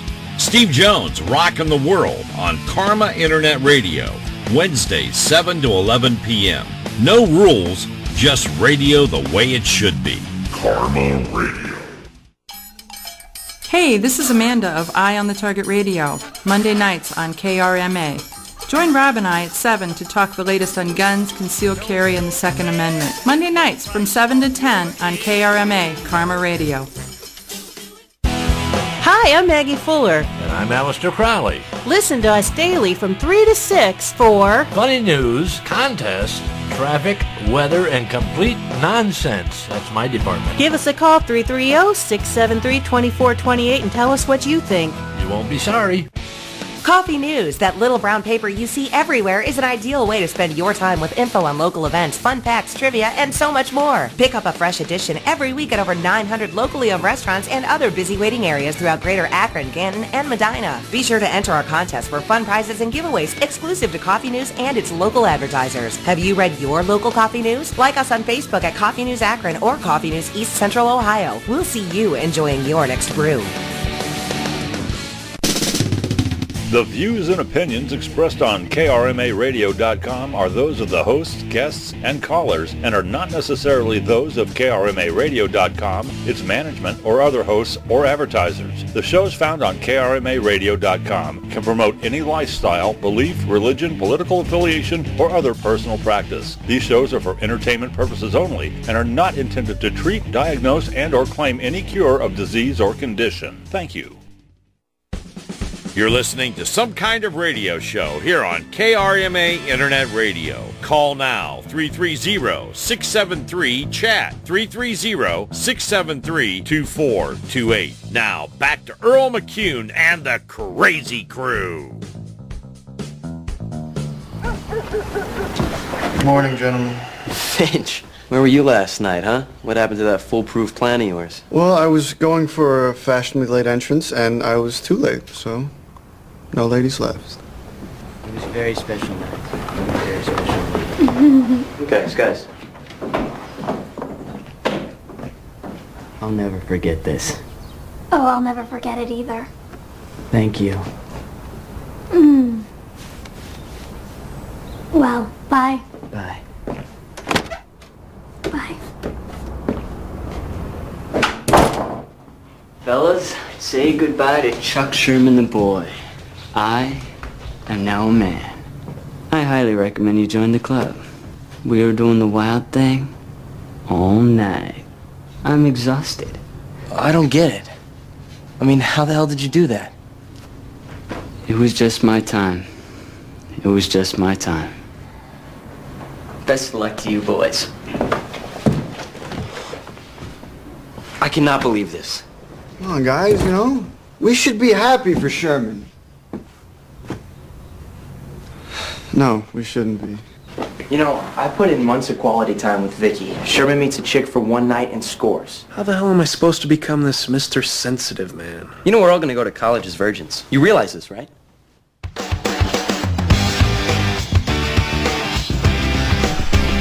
All right. I'm going to end this show tonight as a virgin, too. I got mine back like a year ago. You got yours back? Did you earn yours in the Who's Cow? You lost yours in the Who's Cow, didn't you? Yes, I did. Well, you know, they say if you don't use it, you lose it. Yeah, you lose it. It grows back. Well, I got something to look forward to. Yeah. Welcome back to Some Kind of Radio Show. Earl McCune along with Mike Malone, Comedy Killer, and Bob French just joined us in the studio. Bob was at the games today. You got to partake today, didn't you? I had a couple. Bless his heart. Speaking of partaking, one thing I was going to, one of the little things here in this movie, one of the early scenes, where Stifler takes that girl in the room and there's that leftover beer. It had some stuff in it. You know what I mean? The pale ale. Yeah. Pale ale. Yeah, the pale ale that Stifler drinks is actually beer with egg whites in it.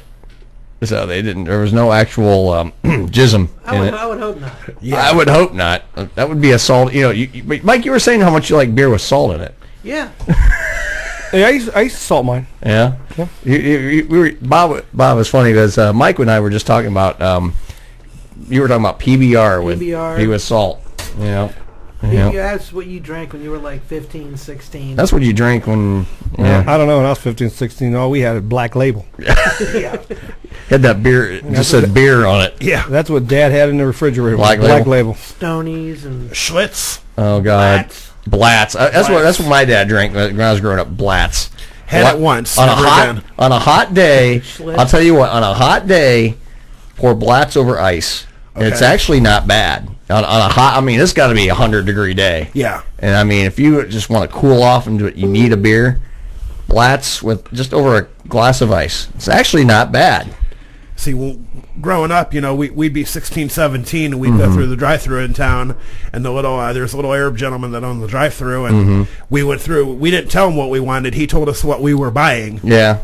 Well, I remember there was always this little drive-thru near where I lived growing up, and it was funny. Girl I used to date at the time, and of course I had to go get protection, right? Yeah. And of course he'd sell me beer and stuff. He knew I was underage, but he's a little Indian guy, and he goes, I need 6-pack, and I'll hook. I take care of you. And I says, I need some. I need some rubbers. He goes, I gotta put it in the hole, eh? Oh, true story. I'm like, yeah. Oh, well, you need this blend. I hook you up. These are guaranteed to pleasure her. So he hooked me up with a rib. Now I said, do I wear these inside out or? I hope when he was done selling you everything, he didn't say, thank you, come again. Oh, that's the thing he did, too. But actually, I knew the guy. It was funny. I go there all the time because we go over there, and then we'd also, we were talking about the stupid stuff we used to do back in, high school back in the day. This is after I was out on my own, but we'd go, I had a cracker, a CO2 cartridge cracker. Yeah. And get those big punching bag balloons to do whippets. So we used to buy all the little cartridges and stuff over there.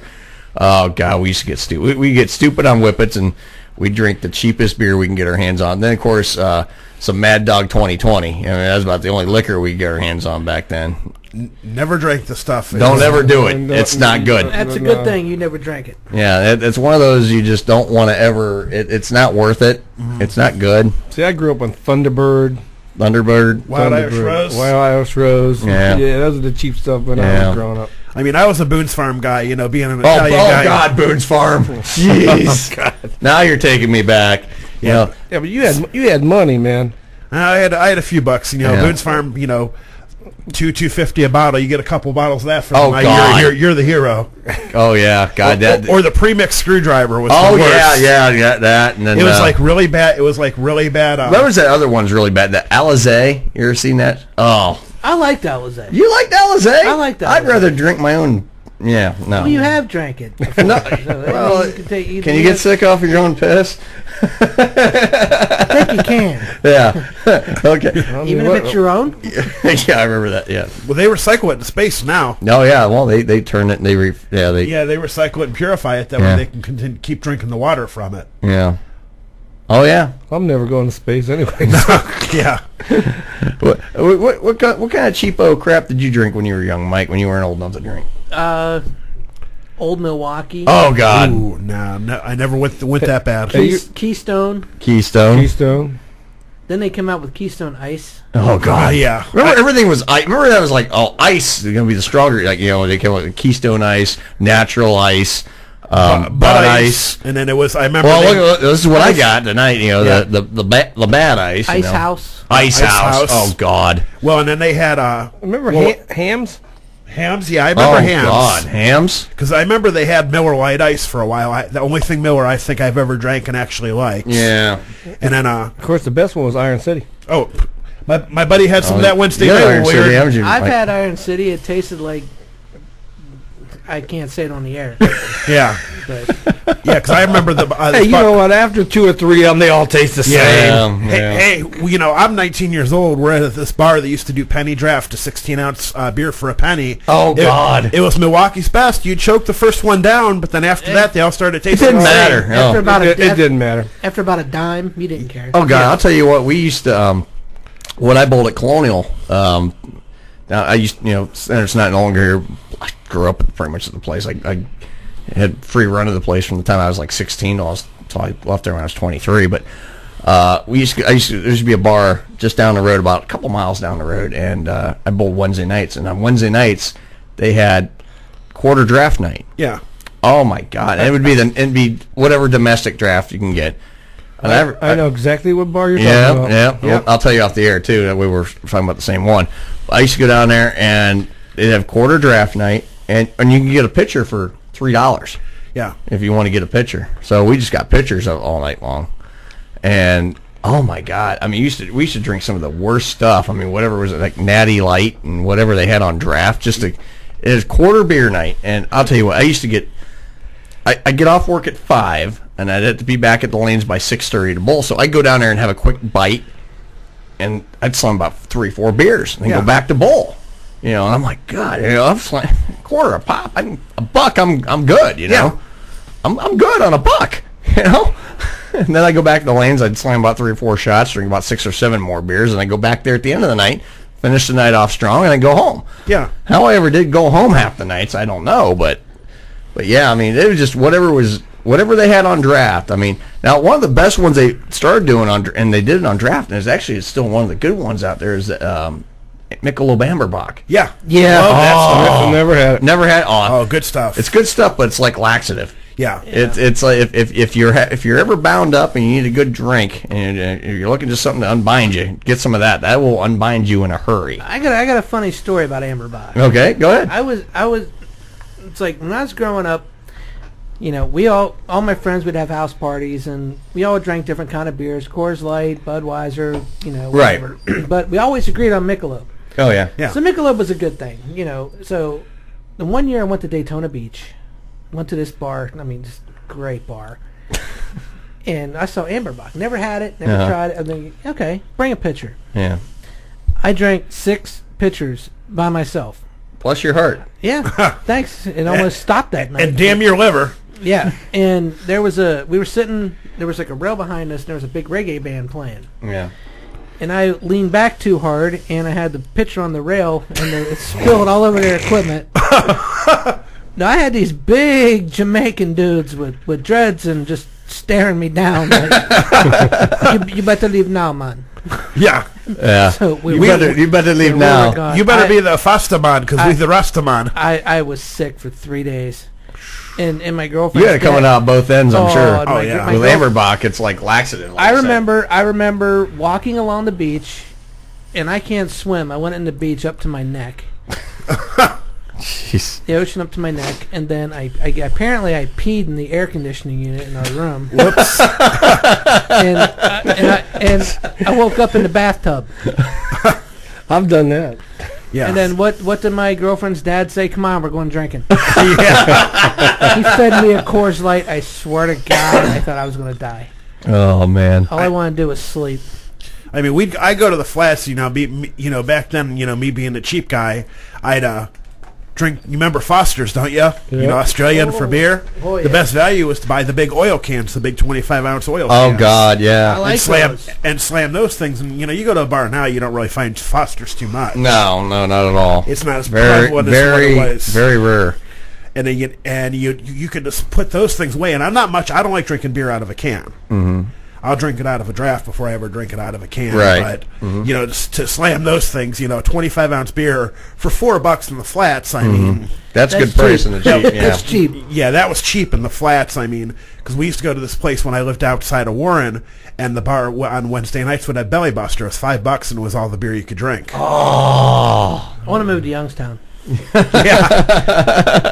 It was a small bar, but it was always packed. But you didn't get to pick what beer you drank. Right. It was they had stuff on drafts, and all they would do is they take all the draft handles off, and they would go one by one, and they were just clearing out kegs for the night, and that's how then you could go in Thursday, and they always had a fresh keg of everything tapped. Right. But they were just draining out all the kegs, and that was the easiest way they could clean everything out. You hit the bottom of the keg, maybe not the greatest, but easiest way for them to clean out their kegs. Oh God, that's like going out to a lot of the bars on the lakes used to do stuff like that. They did like a quarter, 50-cent draft. And they those little plastic, those little tiny clear cups, Yeah. And you can buy trays of beers. Yeah. We used to go down, it'd be the nastiest stuff in the world too. It wouldn't even be anything good. I mean, it would just be something I don't even know, some kind of light beer, and we'd buy literally tray upon tray of beer. Yeah. We go down and probably spend like $20. Just take out trays, just full of these beer glasses and just chug them. It's like, it wasn't even good, but for the price, we're like, okay, we'll get drunk on this stuff. Why not? Who cares? I mean, for the Well, money. like I said, after a couple, they all taste the same. Yeah, and it was at that point where it didn't matter. I've even tried the generic beer. Remember those? Beer. Black and white cans said Beer. Yeah. Yep. I've tried that. 99 cents a six-pack. Oh, Yeah. Oh, geez. As they say, you get what you pay for. Yeah. Oh, yeah. But you know what? It was brewed by Iron City. Yeah. My buddy Dan was drinking those Wednesday night. We were at the casino in West Virginia, and he went up, him being cheap. He didn't really care what he drank, and we get into the nice bar that's at the casino, and I drink Sam Adams in bottle or draft. I love it, and so that's what I was drinking through the night. And I told him, like, spend another $1 a beer, you can actually drink something that tastes good. Oh yeah. That's why I've been teaching this guy. Drink something. Well, excuse my night tonight, but it's just cheap. I've learned because I'm just being cheap right now. But anyway, I took this guy. I said, here, Mike, I'm gonna teach you what good beer is, because Mike would drink Coors Light. Coors Light, Bud Light. Yeah, that's all I drank. Okay, so I took him down to one of the stores, one of the chain stores here in town, and they have, of course, a craft beer area. And I says, Mike, behold my church. And I says, Mike, I'm going to introduce you to something here that don't know if you're going to like it, but you got to try it. So I got him. I got you hooked on. Well, I can say it because it's not big. Sweetwater. Okay, that's one of the brands. Now, take 2 pills. The Take 2 pills, which they're not making. But here's the thing. I said, here, Mike, try this stuff. This is real beer. This has got some taste to it. Oh my God, that's the beginning of the end. Yeah. Now it's like I can't drink Coors Light, Bud Light. It tastes like water. Yeah. You got to drink something with some flavor. That's what I got to do now. Like now, even this is cheap as hell, but it's got flavor. Yeah. So I'll drink it. It's a Labatt product. But if you were to give me something domestic, cheapo crap, like I can't do it. I can't do it now. I can't drink it. I mean, I started drinking this like when I moved down south. Craft beer is huge down south. Oh yeah, massively. I'm like, I never really got into it. I mean, I can like you saying Sam Adams. I love Sam Adams. I can drink. We got some of the winter ale, the winter lager last night. Yeah. Oh, that's good stuff. But man, we were drinking this stuff now. But I'll tell you what, I started drinking some of these different things that had some flavor and alcohol content to it, and I'm like, holy crap, man, this is what beer's supposed to be. I'm learning about ales, lagers, porters, stouts. Yeah. everybody up here, you know, 'tis the season. Everybody likes the Christmas ale from Great Lakes. I've had it. It's okay. I mean, you know what? I'm not a big fan of it. No, I mean, and if I'm going to drink a seasonal something, I mean, Sam Adams seasonal. I mean, they nail it no matter what it is. I mean, I've never had Sam Adams. Oh, you're missing out. Sweetwater, you're missing out. Good. No, I can get a 12-pack for what I can pay for a 6-pack of that. Yeah. You're missing out, Bob. You're still missing out. You only need to drink 6 Sam Adams to feel like you drank a 12-pack of something else. Yeah. Of course, I'd rather get a 5th. Bob would rather get a 5th anyway. Yeah. So. But I'll tell you, I know what you mean, because now the one I don't like, I'm not big into cherry wheat. I don't like it. I love cherry wheat. Yeah, see, I don't like that one. Now, it's like some of the other things, like... their Noble Pills is good. The damn good stuff. Yeah, and they that's the only one of their products I'm not a fan of. But I mean, I'll drink any of them out. I mean, like of course, you know, the Boston Lager. I'll drink the tar out of that. I mean, you give me that, I'm all over it. The cream stout's good. Very good. The Golden Pilsner's good. Very good. And then now, if you want to, if you and the wife are ever out and about, I think. I know out in Fairlawn, I know exactly what you're talking about. The bar and grill that's named after the reptile. Yes. Yep. They have Sam Adams double Bach and triple Bach. Mike, we might have to go. I think we will tomorrow. Okay. Sam Adams triple Bach is, you know how most of your high end beer now is 7.5%. I think it's 19% alcohol by volume for the Holy! triple Bach. Oh God, yeah, we're gonna go there and take a sip and leave. Yeah, sip and leave, and you're done. And that's not the strongest beer that they sell. They sell a couple that are 21 or 22%. Oh, and they forewarn you, because it's like pouring yourself a cheap out of a convenience store booze, because that's what 42 proof booze is. I know exactly what you're talking. Where you're talking. Oh man, and I went there, and being a Sam Adams right by the sushi place. Yes, you know what I mean. I know exactly. Yeah. Yes. Yes. Yeah, and it's funny because I had been in there a few times, and if I go to a bar and grill, I'm gonna drink something on draft as opposed to a bottle. Oh, absolutely, and that's with me. I'll tell you, if I'm at a bar. Is that Debbie messaging? No, you're not. No, she's actually sending me a bunch of headlines. So I asked her for a bunch of good headlines tonight. She's supplying those right now as we speak. I've been to Boston Brewing Company and got to sample a lot of their stuff. Did you? So. Oh yeah. There's a lot of great products. I mean, like I said, I did this before we go to break. I'll tell you, when I lived when I lived in Alabama, they got those beer tastings in Cleveland, whatever. But I went to this one called the Rocket City Brew Fest in Huntsville, Alabama. Okay, it's an outdoor festival. It's a 2-day deal. Okay, it's one of those you pay $25 at the door, and they give you a glass, and it's unlimited, but it only lasts for 3 hours. Okay, well, I had a connection because we had family down there who was part of one of the beer companies down there. I got a brewer's pass. I never had to wait in line. Bad move. But let's just put they had like 200 different. They probably had 200 different varieties of beer from like 9 different brewers. Yeah. And you go to these trucks and they had like these, taps on the trucks, and you just go and get in line and whatever. I'll tell you what, I stopped. Excuse me. It's coming up, bro. Yeah, it is. But I went to memories. Yeah. Oh my goodness gracious! I stopped, and they give you a card. They give you like a checklist. Yeah. Of every one, and now if you got to sample every beer, congratulations. I think you won something. But free funeral. It's one of those liver transplant. It was only they only give you like a 3 or 4 ounce taste. Just enough to get a taste of it. I think I sampled probably about 25 to 30 different ones, and even I never got in line. But let's put it this way. I had my favorites, and I kept going back for the favorites. And I'll tell you what a great experience, just getting to sample some of these really good, high-quality drafts that we're coming out with. I mean, these companies are coming out with now. The craft beer market now is just so huge. Yeah. There's one I want to try. There's a brewery overseas. I think it's called Brewmeister. Okay. They have a beer. I think it's called Armageddon. Mm-hmm. It is 64% alcohol. Oh God! Well, most European beers are way a lot higher than ours. Yeah, it's 64%. They said it's a sipping beer. It's not one you can just drink. Now, when you were over with the baseball team overseas, did you get to try a lot of the beers over there? Or? Not really. Not really. No.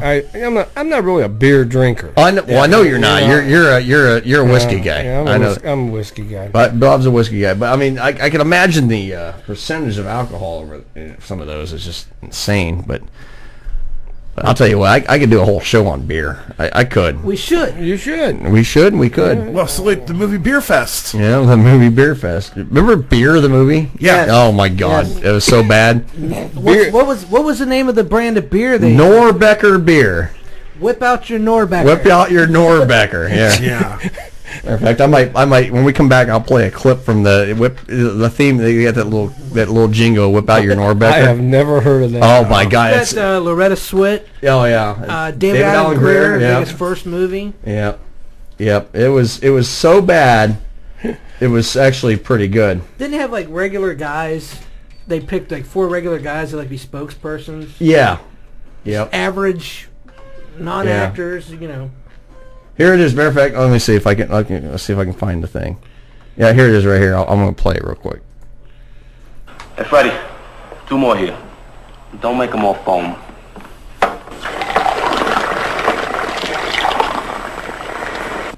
No, okay, that's not the clip I was looking for. But yeah, there's a. I'll find it when we go to on the break here. But yeah, there's a there's a thing on here. They got a little song they did, and it was so bad, but it was actually so funny. It's just one of those you can never forget it because it's that funny. I remember going to the video store and seeing that, and we didn't have a VCR at the time. They had when you rented them, you rented the players. Yeah, I remember that. Like 3 days was like $18, and I watched the crap out of that movie because I actually rented it. Anyway, let's go to break. Yeah. He wants to find this tape. I gotta pee. All right, everybody, if you're wondering right now, Mike's got to pee, and you're listening to some kind of radio show here on Karma Radio. Stay tuned. We'll be back after these messages from whoever the hell is going to talk. Sunday. Listen to the Stefan Scheibelhofer Sports to the Max show. Right here on KRMARadio.com. Give him a call, 330-673-2428. NBA, NFL, it's all happening right here, right now. Hi, I'm Bob Fritz, host of Bob on Sports and More, here on KRMARadio.com.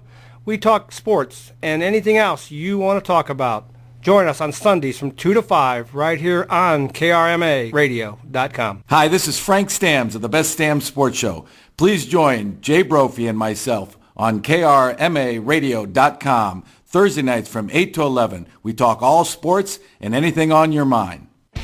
Coffee News, that little brown paper you see everywhere, is an ideal way to spend your time with info on local events, fun facts, trivia, and so much more. Pick up a fresh edition every week at over 900 locally owned restaurants and other busy waiting areas throughout Greater Akron, Canton, and Medina. Be sure to enter our contest for fun prizes and giveaways exclusive to Coffee News and its local advertisers. Have you read your local Coffee News? Like us on Facebook at Coffee News Akron or Coffee News East Central Ohio. We'll see you enjoying your next brew. The views and opinions expressed on KRMARadio.com are those of the hosts, guests, and callers and are not necessarily those of KRMARadio.com, its management, or other hosts or advertisers. The shows found on KRMARadio.com can promote any lifestyle, belief, religion, political affiliation, or other personal practice. These shows are for entertainment purposes only and are not intended to treat, diagnose, and or claim any cure of disease or condition. Thank you. You're listening to Some Kind of Radio Show here on KRMA Internet Radio. Check us out on Facebook and Twitter at SKO Radio Show. You can also email us at skoradioshow@yahoo.com. Now back to Earl McCune and the Crazy Crew. Just a second.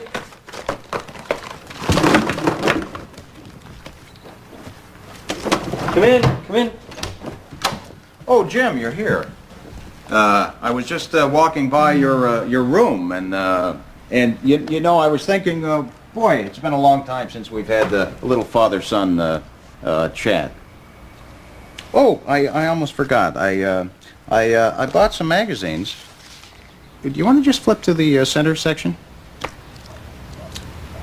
Well, this is the female form, and they have focused on the breasts, which are used primarily to feed young infants, and also in foreplay. Right. This is Hustler, And this is a much more exotic magazine. Now, they have decided to focus more on the pubic region, the whole groin area. Uh-huh. Look at the expression on her face. You see that? See what she's doing? She's kind of looking right into your eyes, saying, "Hey, big boy. Hey, how you doing?" You see? Right. Shaved is a magazine I'm not too familiar with, but again, if you flip to the center section, well, you see the detail that that they go into in this picture here. It almost looks like a tropical plant or something underwater. Yeah. Thing. Do you know what a clitoris is? Oh my God! Well, yes, I mean, don't know what a clitoris you is. do. Oh, yes. I see. Yes, you do. I forgot you've been there and Well, back. You know I've everything. learned about it in I'm sex just trying ed. to make this I as really don't need painless you to sit here and as I talk to can, me about Jim. clitoris. This is not. You know what? where to find I'm it, sorry. of course. Okay, I'm sorry. Okay. No. I'm sorry. I'm sorry. I'm sorry. I'm sorry. I shouldn't have got hot there. Well, you know what I'm going to do, Jim? I'm going to just leave these books here for you to peruse at your leisure. Wait.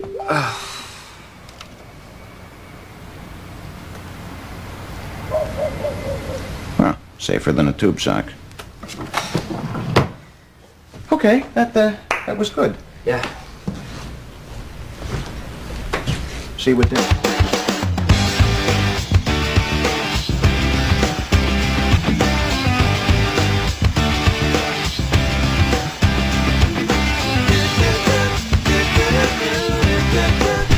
All right, we're back on some kind of radio show, and I was just telling Bob how I got loved in the butt.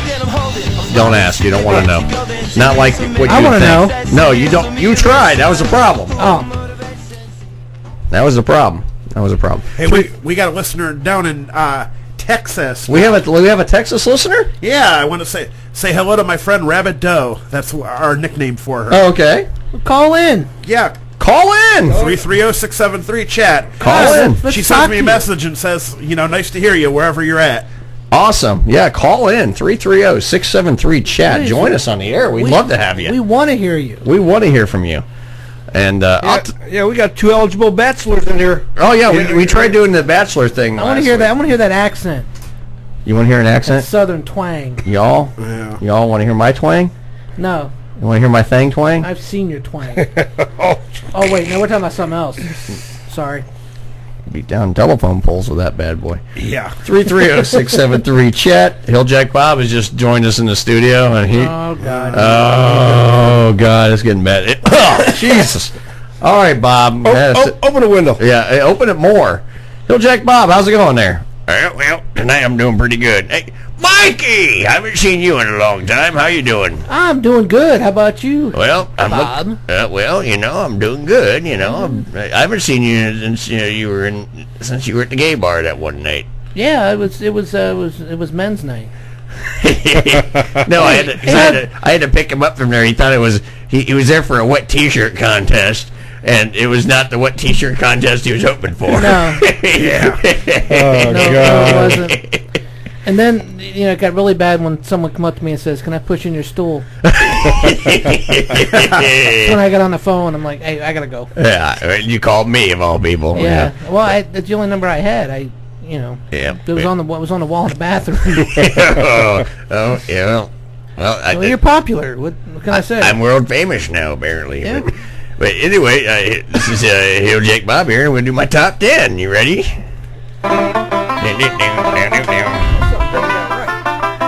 You going to sit down? You can partake in this if you want. You're going to go outside and play with yourself, aren't you? I heard that about you. All right. I got my original old music back from when I used to do these recorded. I used to have this background music, and we found it, and now I got it back. So, this is a little bit of dueling banjos in the background. That's right, a rock version of that. Steve Omuet does that. And who the hell is calling me here? Hold on a minute. This is Earl's house. Hold on a minute. What's Earl's house want? Hit that switch up, Bob. KRMA Radio. Hilljack Bob here. Hey, that's my boy. What are you doing at Earl's house? I'm ready for the top 10. Oh, you went into the top 10 tonight. Okay. All right, well, boy, I'm glad you called in because we're going to do this top 10 then. I kind of got into your moonshine again. Boy, I told you to stay out of the damn moonshine. I told you about that, boy. All right, tonight's top 10. Top 10 worst places to get a chubby. Top 10 worst places to get a chubby. Number 10. Number 10. While you and your wife are out visiting her sister. That's a bad place to get a chubby as. When you and your wife are out visiting her sister. Not a good thing at all. I've seen my wife's sister, Frida's sister.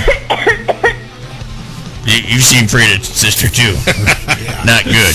If I got a chubby at Frida's sister's house, I hate to say this has happened to me. That wouldn't be good at all.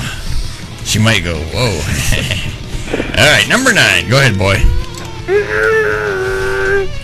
Number 9. When you're on the back 9 golfing with the guys, not a good place to get a chubby. Nope. Especially if you don't hit the ball past the women's tee, then you got the dick out, and if you have a chubby with your dick out, that's not good. Oh God. Number 8 in our top 10. Good boy, tell me the number 8. Say it. Number 8. Boy, how much moonshine you had today, boy? I think he's in the sour mash. I think he's into the sour mash too. Yeah. Number 8 in our countdown. Top 10 worst places to get a chubby. When you're out to dinner with your wife and your server asks, "Is there anything else I can do for you?" Oh, yeah. I've had that happen to me once or twice. And I keep saying, well, there's a lot of things, but let's not go there because I don't want Freda to hit me. Number 7 in the countdown. Go ahead, boy. 7. Boy, what the? You into the sour mash? Sorta. I think he's smoking it. He's toking one up here or something. All right, top 10 worst places, times, and get a chubby. Showering in the guys' locker room after the football game. That's now, Mike. This has happened to you. I've heard you've been showering in the men's room and then you got a chubby in there. Top 10 worst places to get a chubby. Oh, yeah, I remember that day. There's several. Yeah, you've been there, done that. I wasn't even on the football team. I think you were the water boy, weren't you? All right, number 6 in our countdown. Thank you, boy. Top 10 worst places and times to get a chubby. When you're visiting a friend at the state penitentiary. Definitely you don't want no chubby. No. Nope. Yes? Princess Calculator's not here. I know. Hope she's not out getting a chubby. All right. Number, what's the next number, boy? 5 is my favorite number. 5. Top 10 worst places and times to get a chubby. Number 5. It's my favorite number. It is your favorite number. When you have been pulled over by a female cop for a traffic violation. Yep. And not a good time. I don't know. That could help you sometimes. That could help you. She asked you for a breathalyzer and you first. Yeah. especially when she sees... Never mind. Yep. That's not good. Okay. Number 4 in our countdown. Top 10 worst places and times to get a chubby.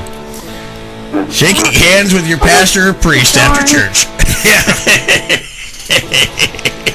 Mike, you've done that too, I'm assuming. I've done it during confession. I've heard. That's not shaking, Mike. Oh. How many times have we ever told you, play with it, don't talk to it? Yeah, boy. Several. 12 of your orange moonshine. What do you mean? You don't get it out and say, here, big boy. You don't want to say that. Number 4 in our countdown. The top 10 worst places or times to get a chubby. Number 3. 3. When you're at the supermarket and they ask, who's next for service? Is my brain on messed up again? Yeah, your brain messed up, boy. All right. I had 12 of your orange moonshine. Boy, you stay out of my moonshine.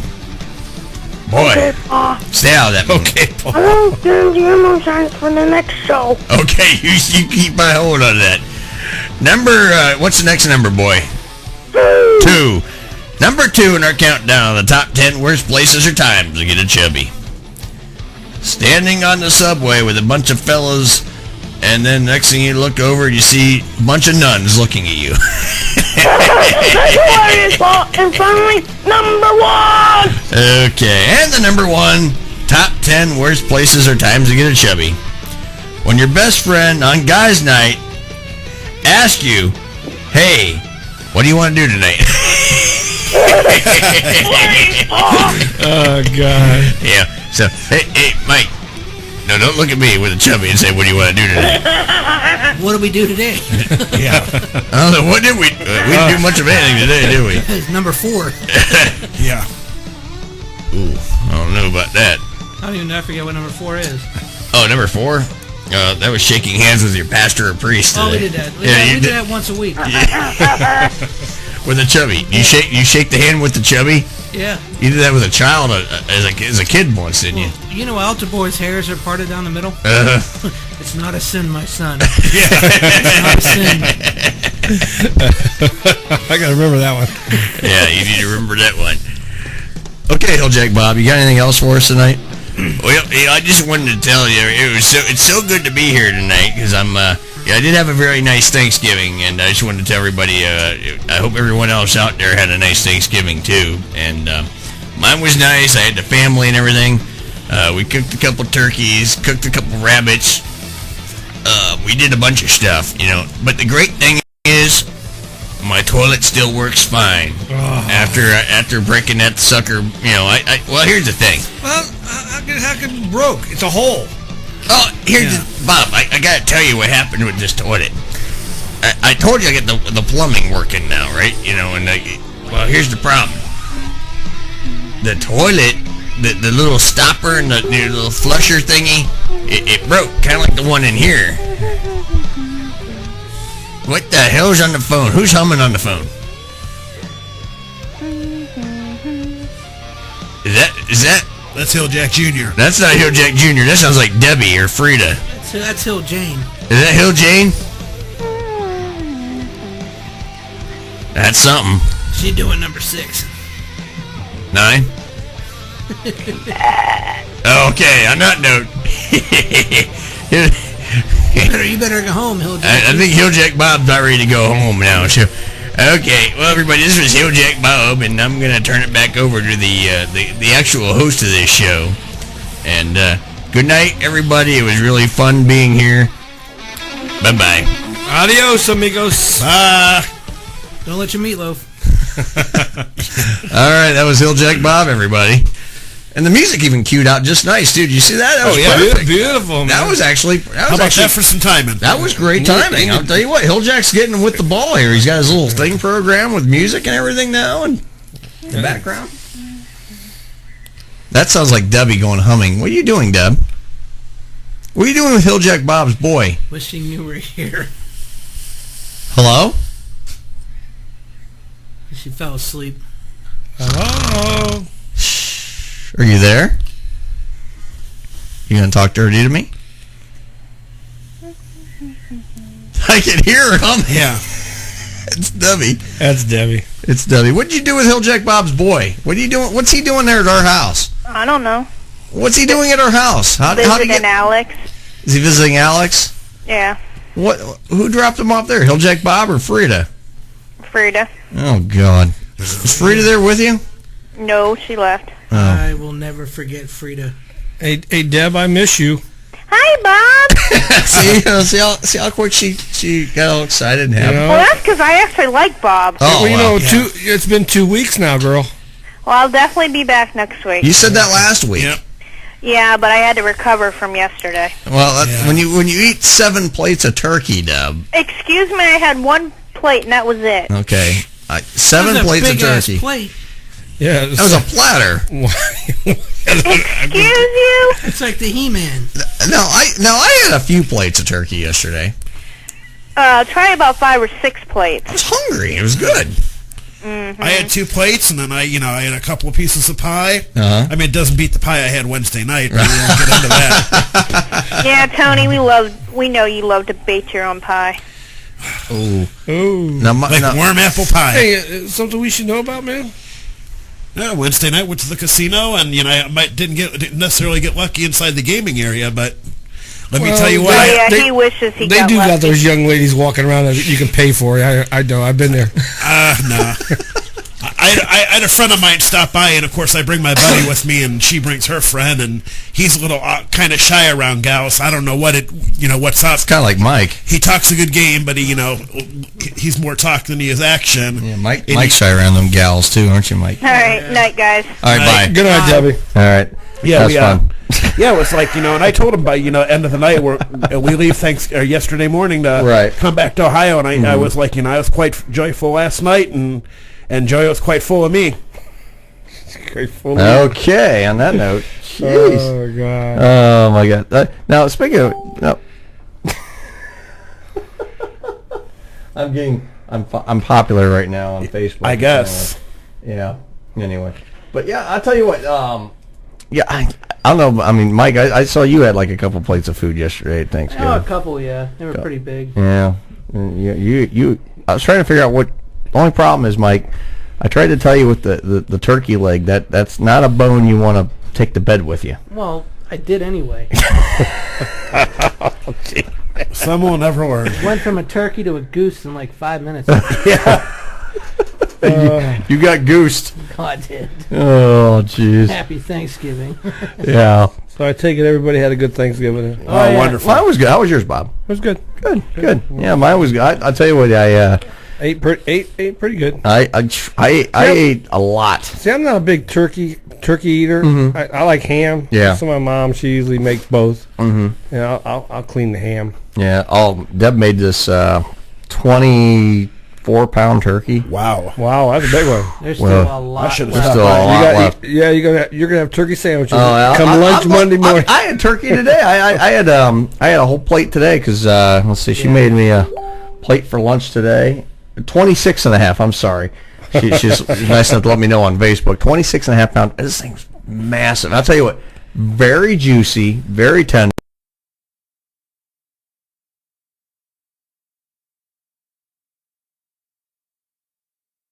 I ate enough for like 4 people. I think and this is no joke, no exaggeration. I probably ate 5 or 6 plates.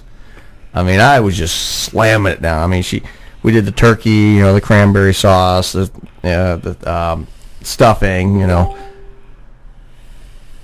You can't forget the deviled eggs. Oh yeah. Yeah, the deviled eggs. The deviled eggs were good. Those things are good. There's still some left over. Yeah, deviled eggs. Let's see what else we have. Candied yams. Had that. The rolls. We had green bean casserole. No, she did green beans, but didn't do green bean casserole. Same with my sister. We did green beans. My mom this year. Usually she makes a casserole, but this year was just green beans. Yeah, we did green beans, corn. What else did we do? See, I got turkey. That's right. We did. She did those cinnamon apples. She does she makes those cinnamon apples, and then what was the other thing we had? It was so good. I ate the hell out of it. Oh yeah, of course she did mashed potatoes. She did. I love mashed potatoes. She did these. The brown gravy. She did these cheddar mashed potatoes that were really good, and. I can eat mashed potatoes. Oh, I kid you not. There's probably 10 pounds of mashed potatoes. We think we ate half of it. We want plates ready for us when we get home. Yes, absolutely. I want a plate ready when I get home because I could eat some of that again. Because man, if we have to wake you up.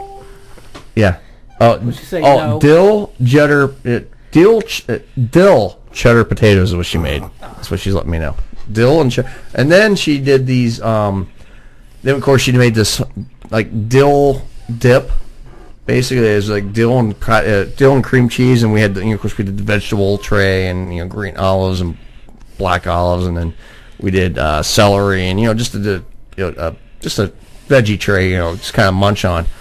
Man, I'll tell you what, I ate that absolutely. Then she did these. Then she bought some mushrooms. Mm-hmm. Oh my God, I was dipping the mushrooms in this dip. Oh my God, talk about good eats. Hey Deb, I'll be over Christmas. Yeah. Man, she cooked some. Then there was dessert. So dill mashed potatoes, and then you said dill cheddar mashed potatoes. Dill cheddar mashed potatoes. Yeah. Then she did this dill dip. Yeah. Okay. Then she had the dill dough afterwards. I was gonna ask. Bum bum bum. Yeah, there was a rim shot. Stuff that you still can get it up. I'll tell you what, I kid you not, and this is no joke. I probably had about 5 or 6 plates. And Mike witnessed this. I had like 2, and I was stuffed. I was almost sick. Yeah, I had like 6 plates, 5 or 6 plates. Then pie. We had 2 types of pumpkin pie. We had like a regular pumpkin pie, and then we had this pumpkin pecan pie. It was good. Oh, then we had this good. Then we had this chocolate cake with it. I ate all 3. The cake was good. The cake was very good. Well, you know, whenever you got a spread out, you got to try everything. Oh, you have to. Everything. Oh, yeah, absolutely. Then there was this homemade applesauce my aunt brought from her neighbor makes. Oh my God, talk about good. Wow, that stuff was good. So, I mean, this whole spread, and then like we had so much meat came off this turkey. It was just, I've never seen 20-some pound turkey. 26 pounder. I mean, she got it dirt cheap, like about a month and a half back. Like 59 cents a pound or something like that. Heck, you could have got 2. Oh, I know. I mean, and she cooked this thing, I kid you not, in probably about 4 hours. Yeah. Yeah. Man, oh, wait, so before good. she chimes in, it was actually 3.5. Yeah. That was her, 3.5. Yeah, no, she was trying to say 79 cents a pound. I'm sorry, I thought I said 59. It's 79 cents a pound. But no, we loaded up on this thing, and I'll tell you what, the food, I mean, it was just really good yesterday. I mean, I usually Thanksgiving comes, I might eat 1, maybe 2 plates, but I mean, I don't know what it was yesterday. I just pigged out, man. It was good, you know. Well, I pigged out. I pigged out, and then, of course, I popped my butt in a lazy boy. We watched the middle of the day football game, you know. Yeah, someone wouldn't let us watch the 12:30 game. Yeah, because there will be no football in this house. And we had to watch some Lifetime movie about the first Thanksgiving house or whatever. Thanksgiving is football. I know. Yeah. So, but here's the thing. As soon as we mentioned to her the Patriots are on at 8:30, there's going to be football on the rest of the night. Yeah. Remember that, Mike? I remember. Oh, yeah. Yeah, Patriots were up. Yeah, so she was all... Did they win? Patriots? They don't play till Sunday. Oh, okay. I was going to say, because I didn't think they played. I thought it was Patriots. I thought it was Patriots. Carolina played Dallas, and Philly played Detroit. Oh, well, see, and then my Packers, my Bears beat the Packers. Okay, Carolina stayed undefeated. For some reason, she kept saying it was New England last night. I think because night. I told her. I thought that... You told her wrong, sir. Well, that's good. Well, we didn't watch it anyway. No. We didn't watch anything. Screw Tom Brady. Deb Wood. So you got to watch the Hallmark channel, huh? Oh, we watched the Hallmark channel. I hate to say this, I was watching it last night myself. Oh my God! We watched the Hallmark channel, and we watched this movie about this house with the very first Thanksgiving in it, and there's a hot blonde chick in it. And that was the only good thing about the movie. Yeah, there's a hot blonde chick in it. So he thinks that's where the house is sitting on where the first Thanksgiving. Yeah, we watched that movie. Yeah, we watched that, and of course you have to watch the parade. We watched the parade in the morning, and all day long. Oh yeah, well we recorded and we watched the parade, and I recorded two different parades, but I only watched the one. And of course, you had to sit there and... It's the same flipping parade. Then also I had to sit there and I listened to my aunt. Al Roker's lost so much weight. Well, he has. Yeah, he's lost. When you get your stomach stapled. Yeah. When you almost look sick now. Well, you remember he started out at Channel 3 in Cleveland. Oh yeah, that's where he started. Al Porker isn't even more. He was a big boy. He was a big boy back in the day. Yeah, that's all I had to listen to. Like my aunt goes, he's just lost so much weight. I'm like, yeah, what planet are you on? He's lost a lot of weight for a long time. But the best part of the Thanksgiving Day parade is when they had that folk music band. They got booed. Oh yeah, did you guys see that? No. Oh my God, they got booed. I mean, it was like a folk bluegrass music thing, country thing, and they had they stopped right there in front of Macy's, and they performed a little acts. Of course, they're lip singing the whole damn thing, and you could hear in the background, boo! They're booing them. I was like, this is maybe because the lips wasn't matching the song. It was so bad. But that's the thing. Most of those acts yesterday, I kid you not, they were lip singing these things so bad. Well, it's getting worse too. Oh, you see a lot more of it. Obvious that they were lip syncing. Every single act was so obvious. Then they had Mariah Carey on. I mean, if you're gonna lip sync, at least make it close. Then there was one. At least do the video far away or something. Where was the one? the guy at the guitar yesterday. It's Pat Benatar. Pat Benatar and her husband, right? And of course, and he's like strumming away at this guitar, and it's not even the same. He's not. You can tell it's not even close to what he would be playing. You know, I mean, he's just strumming the hell out of this guitar, and that's not even. It's like. Then of course he drops in a little, like he gets to the mic like he's singing, you know, like, oh come on, it was horrible.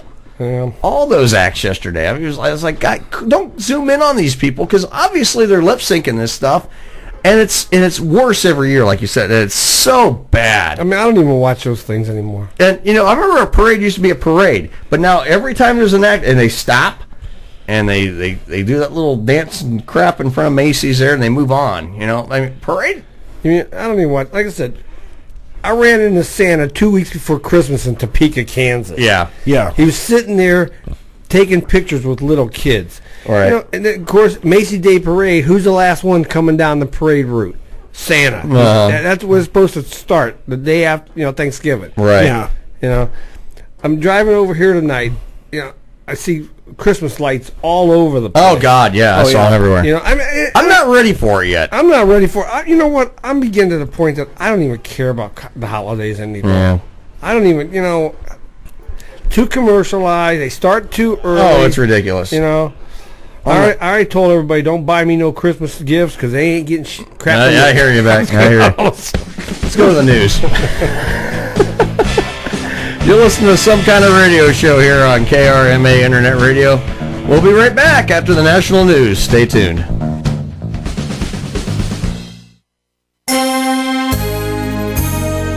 From Washington, this is VOA News.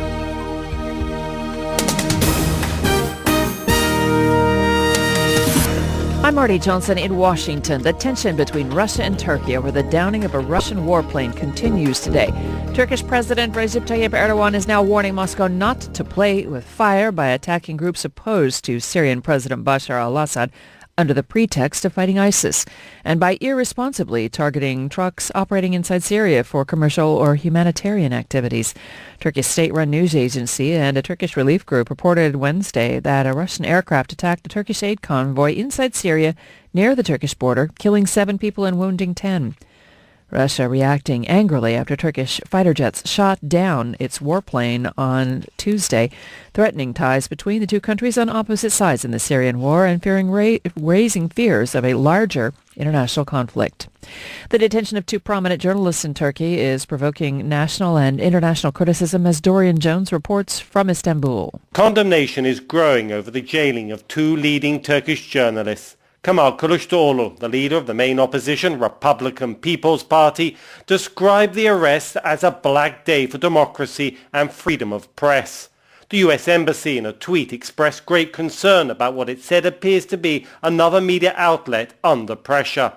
The editor of Turkey's Cumhuriyet newspaper, Can Dündar, and his Ankara bureau chief, Erdem Gül, are facing more than 20 years in jail on spying charges.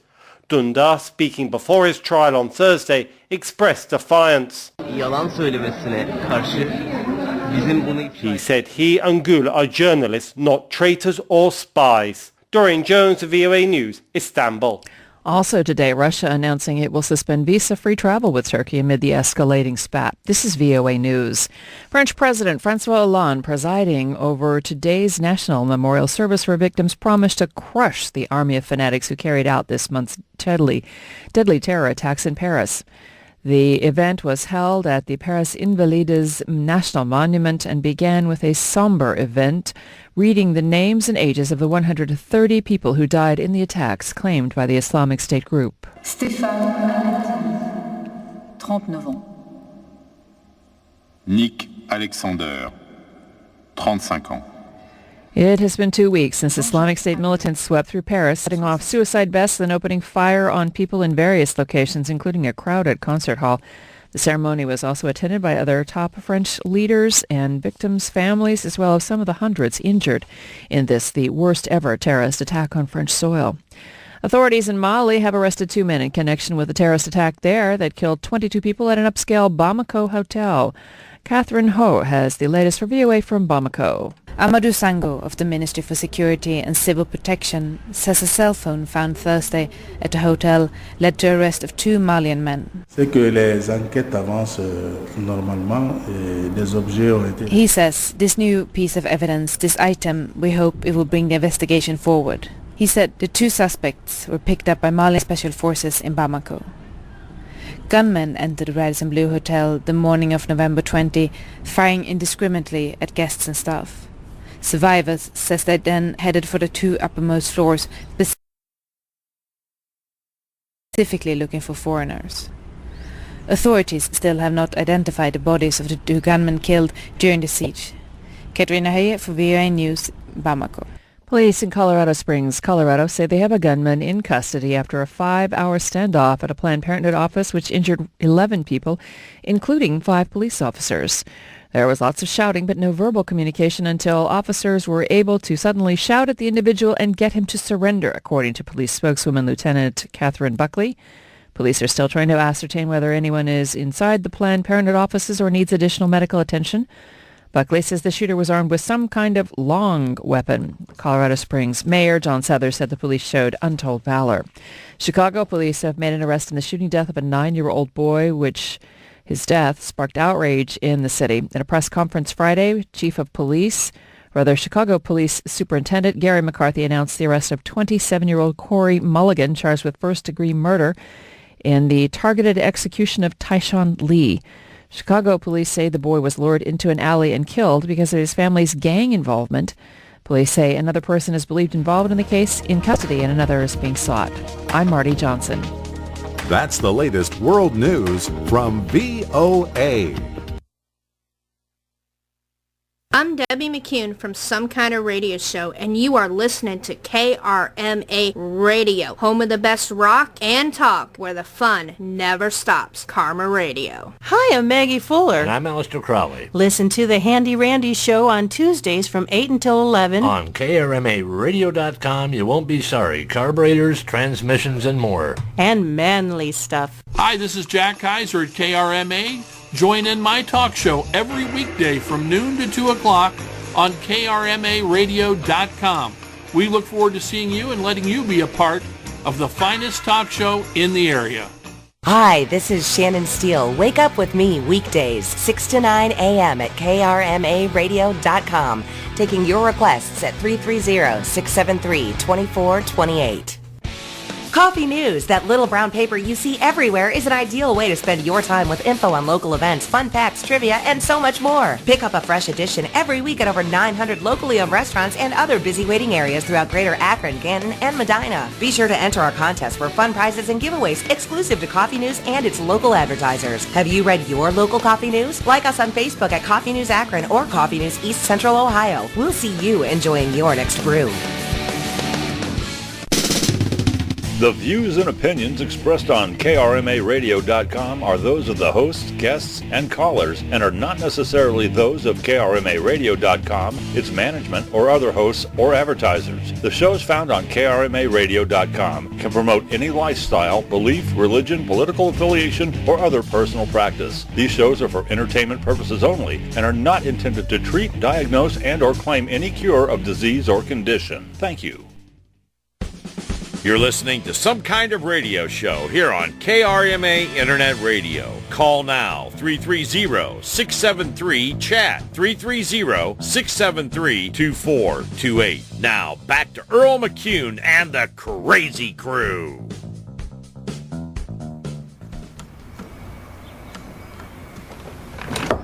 Come in.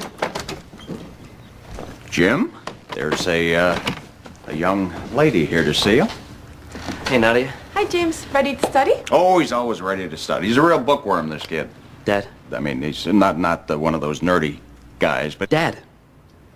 Well, I'll let you two hit the books. You want a beer? Ah, there we go. Come on, move! Steve! Man, it's my computer and I want to use it. Shut up! You need to change, right? Do you mind? No, not at all. Please, just go ahead and get changed. I'll go downstairs and I'll start studying up. Okay. Yeah. There he goes. Now we're in business. Back in a sec. Jimmy, honey.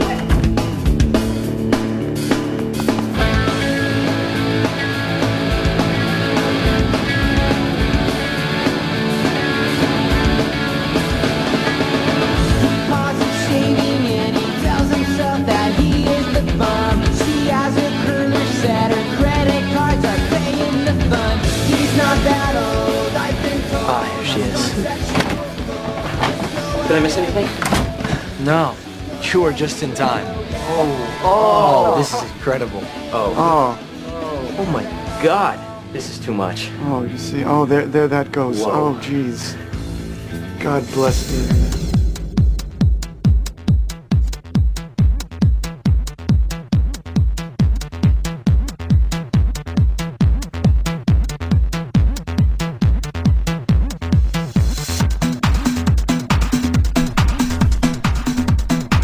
Jim, you naughty boy!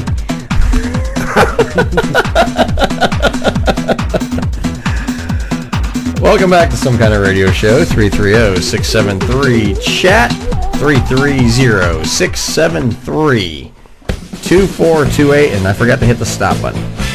Okay. My bad. Jim, you naughty boy. Naughty boy. Welcome back to the show, everybody. We're here for another hour and 55 or so, hour and 50 minutes here. We're here till midnight. Call us here. Oh, wait a minute. We got a phone. We got a call. Call's going in. Oh, yeah. It's a stripper. No, this ain't a stripper. Karma Radio, you're on the air. Earl. Oh, my God. This is Kevin Braun. Yes, sir, it is. Oh, my God. Another voice from the past. Kevin was a big part of our show here back in the day when we were still on YouTube. Kevin, what's going on with you, man? How you been? Oh, not a whole lot. Just missing out on some kind of radio show. I know. What the hell? You need to be doing this with us. I know. I've been working a lot of hours all summer, but being working in an ice factory, starting to slow down for the year. Yeah, well, you know what? I mean, open invite as always to be a part of some kind of radio show, buddy. Yeah, you need to start giving me Google invites again. Well, we're not on Google anymore, so I mean, we're not. No, we're like on internet radio and actually have like equipment and high quality crap here going. We made the big time. Yeah. You kind of moved up a little bit. Yeah, we moved up a little bit. I mean, we have like computers and soundboards and microphones, and I actually have to leave the house now to do the show. All right, well, I missed out a bit of it, so what's going on tonight? Well, tonight we are saluting American Pie. Oh, excellent movie. Excellent movie. We're doing American Pie. We just played the clip where Jim was just getting ready to dance with Nadia, in the bedroom, scene where he jizzes in pants twice during the thing. Yes, I remember it well. Yes, I heard you were in that movie. I was not, but I might as well have been. Actually, I heard you were the cameraman and tried to get that. That's the porno movie version. You were trying to get that underneath shot. There's no shame in that. No, there's no shame in that whatsoever. So what else is going on, man? How you been doing? I haven't talked to you like forever. I mean, it's been a while. I mean, since I've since left the other place too. So. Yeah. I've been doing all right. That's good. Yeah, I'll have to get you up here in the studio one night and just hang out one night. Absolutely, I would love that. Yeah, because I'll give everybody a little history too. So I already got Mike in here with studio, who's like one of my original co-hosts. Kevin on the phone was another one of our original guys on the old show, and Kevin actually kind of gave me the idea for our format that we do now with doing the movie salutes and the headlines and all that, because we used to, back when we worked third shift where we worked, we used to watch that Red Eye show all the time, and they'd always talk about the news, and so we kind of spoofed that one. We did that Pink Eye show. We called it Pink Eye. Yeah. Oh God. Remember that? Oh my God. And that is actually kind of what the format of this show is now. So it's kind of what we stuck with throughout the the tenure here since we've been on Karma Radio now. I mean, we've been here officially since May 1st of this year. We're on our let's see, we've almost done about 30 shows here now. So I mean, we've been rocking and rolling here. But yeah, man, it's good to hear from you. I mean, it's great, man. So you've been busy and everything, and so what else is going on, man? Oh, not a whole lot. It's finally starting to slow down now. I mean, I've been working 12 hours a day, 7 hours. 7 days a week for the last 7 hours a day. Yeah, 7 hours a week. Yeah, I wish I could. I hear you, man. I'm sorry. Jack Daniels is trying to take over right now. I apologize. Dr. Daniels, Dr. Jack Daniels. That's what that is. Yes. He has been with me since about 7 o'clock tonight. Well, he's a good man, that Dr. Daniels. I mean. And Bob Fritz, who's sitting here with us in the studio, he's got his little flask of Dr. Jack in it. Yeah, I got it as a birthday present. One of the unfortunate things about where I work is it's also a liquor store. Oh, I'm sorry. Yeah, I'm sorry. I'm sorry to hear that. Yeah. I just brought booze home from work, so I mean I apologize if I'm a little bit intoxicated on the radio, but I mean I miss the show. I miss being part of it. We need you to come back and be a part of it some more, man. I mean, is he from the area? Kevin, where are you living? Are you still down in where are you at? Millersburg. Millersburg. I'm about 45 minutes from where you're at. So I mean, it's not too much of a stretch to make on a Friday night. Yeah, we got to get you back on here, man. Because Kevin, oh my God, we used to have some great conversations. We used to do this, like I said, we used to do this thing on Google. We did the whole thing like on Google Hangouts, and we did it over YouTube. And my God, Skype a little bit, yeah. And Skype, we did all that. We had so much fun doing that. Hey, I think I know what the liquor store you're talking about because I worked at the hospital there in Millersburg. Okay, yeah. I work at the Ice House. I'm not gonna specify much more, but I have stopped there and got a bottle or two kind of on the way home. Yeah, man, I'm glad you called it because I was just chatting with Kevin on Facebook, and I was like, call into the show, call in, and he called in like 2 seconds later. It was great. So yeah, Kevin's a great guy. I've known Kevin for a couple of years. We worked. I'm not going to say where, but we worked at a place, and we did third shift. He did security on third shift, and I was doing the warehouse, and we always. I told him because Kevin listens to a lot of different podcasts and all that type of stuff. Because, one of the great things now with Karma Radio, I was just going to say, too, and this is my chance to throw in this stuff, we're also on TuneIn.com. We're on Dailycast. We're on liveonradio.net. And we just added Radio Forest to our list of places you can tune in to Karma Radio. So a lot of places you can tune in and listen to our show and many other shows on KRMAradio.com, Yeah, some kind of radio show has definitely grown from its little grassroots that we were, back, because Kevin was with us in the early days. I mean, Kevin was, we were back, we did like Skype for our phone calls. We had a Skype line, and was that when you did a half-an-hour show? We did, no, Kevin joined us, you were on, did you do the half-hour stuff with us, Kevin? I was there for the half an hour to the hour switchover. Yeah, you were there during the. We switched from the half hour to an hour, then we jumped up to 90 at that point, and then Kevin got another job, got real busy, and then we kind of did our transition to here, and then we finally came here. And now Kevin, 4 hours are here. Yeah. Well, actually, we just switched to the slow season, so I mean, if you're doing the show next week, let me know. I'll come up to the studio. Come on up. Yeah, we're here every Friday. The only Fridays we won't be here, of course, we won't be here Christmas night and New Year's night. So that's the only 2 nights we won't be here. But other than that, we're here every Friday. So yeah, 8 to midnight every Friday. So I'll give you. Yeah, absolutely, love to have you come in. It'd be fun. No, I would love to. I miss it. I do. Yeah, because we used to have fun because you remember Mike? Remember Mikey? You have Mikey on. Mike, you remember talking to Kevin on here? Hi, Kevin. I do remember Mike. Yeah. He's in, Arizona? No, Mac's actually here in Ohio now. I'm back. Okay. Yeah, he's back. He's back in Ohio now. Now, Mike was in, he was in Pennsylvania. Yeah, and then, yeah.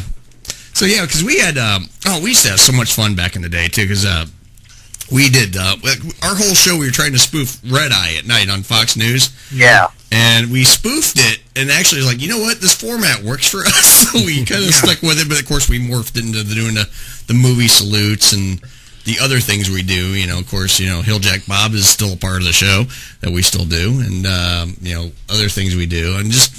Like I said, it's funny how we were talking because me and him had some great ideas early on. You know, we got to do this, we got to do that, and then, you know, we were just talking about. I remember our conversation we had the one night, Kevin. It's like, wouldn't it be great if we could do an hour and a half? Yeah, remember that? Kevin? Yeah, that's back when we were doing half an hour. Yeah. Wouldn't it be great if we get maybe we can do an hour and a half? No, yeah, we're 4 hours now. Yeah, so I mean, it's such a difference, you know. Because I remember how hard it was to try to come up with content and to be able to talk, you know, for 4 hours or not 4, but 90 minutes just to try to come up with content. But to try to come up with content for 4 hours, I mean, it's if I was sitting here by myself, I'd be like, what do I talk about for 4 hours? 3 hours. Oh, I hear it. But 4 hours, I mean, if I dare anyone to say, what you guys do for 4 hours, that's easy. Try it. Yeah, Kevin, I'll get a hold of you, man. We'll definitely have to have you come up here, man. You'd love it. Absolutely. You know, I have a whole summer's worth of content to bring up there. Absolutely. So. Bring it on up, man. I'll give you the information and address and everything, and I'll because we're in Kent. I mean, we're up in Kent, so that's where we're doing the show here. So I mean, I'll give you. I mean, that's still like 45 minutes from where we're at. Yeah. I mean, that's a reasonable drive. Just bring beer. Yeah, he's an Amish country. I mean, I work at a liquor store. I can do that. 83 to 585 to 21 to 76. Yep. There you go. Oh, yeah. Yep, that's how I get there. I traveled it for a long time going down to that hospital. I used to date a girl in Worcester that worked at, now you're obviously familiar with Worcester area, right? Yeah, I'm about 20 minutes south of Worcester. Yeah, I dated a girl that lived in Worcester. She used to wait tables at Red Lobster up on 83. Now, I don't know, it's been a while since I've been down that area. Is the Country Kitchen still up and out on 30? Yeah, and I know a lot of people used to wait tables at Red Lobster, so it's kind of a small world there. Yeah. She wasn't... One of my friends just married one. Right. Oh, really? Wow. Married a Red Lobster? No, I'm just kidding. Yeah. You're either working the Red Lobster or you're working the farm. Yeah, one of the two. Amish. You know. I remember when she got a hold of me, and this was in the pre-Facebook days, when she told me where she lived, and I asked her, I'm like, you going to hitch a horse and buggy up? Because to me, me being an Akron, I always thought, Worcester was entirely Amish. No, you go down to Holmes County. Yeah, you get down to Killbuck and Apple Creek, and Yeah, well, Killbuck's where I'm at, so Worcester's a big city to me. Yeah. I'll tell you what, it's beautiful country down there. Beautiful country. Yeah. Absolutely. You just got to watch the deer at 2 o'clock in the morning. Yeah. Watch them. Free meals, man. Fucking fast food. I'm sorry. I swore on the radio. I apologize for that. You guys don't want to sleep that. Yeah. I hit 3 on deer. On the old show, we could swear. Here we can't. Yeah. I hit 3 deer in less than a week down there off 83 going into Millersburg. Yeah, I remember cutting down there because I'd go down 585 and I always wanted to avoid going through Smithville. So I'd always cut down this Apple Creek Road. Road. Cut down that way, and I'd come in the back way into Worcester, and it's like, I always got told, watch them there road apples. I'll tell you, they're all over the place. Yeah. Well, strange enough, actually, I have them hit me more than I hit them. This year alone, I've had 3 run into the side of my car. Oh, really? Instead of me hitting them. I mean, they didn't have insurance, and they just ran off. So, I mean, I don't know if that qualifies as a hit and run or not. Yeah. Go after that deer. I had this one night going on 83 there in Homersville. And I seen him. He's standing right there on the side of the road, and I seen him, and I slowed up. I'm saying to myself, this one, and he didn't run out in front of me. It was the one behind him went out in front of me, and I hit him. I didn't see the one behind him. And it's just, I know there's a lot of them down there. But it's a beautiful country. I love it down there. Yeah, I'll tell you. Yeah. Hey, Kevin, just It's FYI, I just text you the address with the information here for if you want to come up next week. We'd love to have you. So.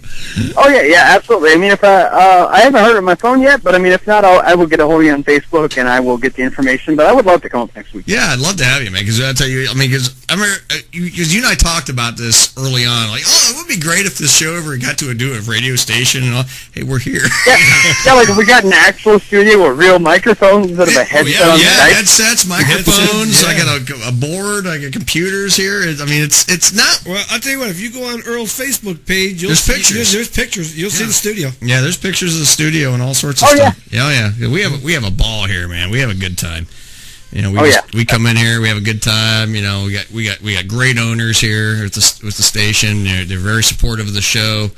You know, it's fantastic. I mean, we're having a ball. You know, since we came over here, and you know, it's working out really well for us. So we just gotta, you know, we're just working on getting sponsors and getting things going, and really making a run of this thing here, and just having a good time, man. Because, like I say, it's such a great night. Because I got Mike was on it originally early on. Now Kevin's calling in, who was on it. So this is kind of a throwback night. This is kind of a nice throwback night because these were guys on at the beginning. You know, this is great. You know, like Bob just came on board not long ago. Tony just came on board officially tonight, for the first time. Welcome, officially, Tony, Comedy Killer, to the Crazy Crew. So Tony's done a few shows, but this is Tony's official first night being part of the team. Being a part of the team. So you know what? You get paid on Tuesdays. The sixth Tuesday of every month, from what I hear. Well, it's the second Tuesday. It's the second. I couldn't pass that one up. Second Tuesday of every week. Yeah. Yeah. Second Tuesday every week. Yeah. So. Yeah.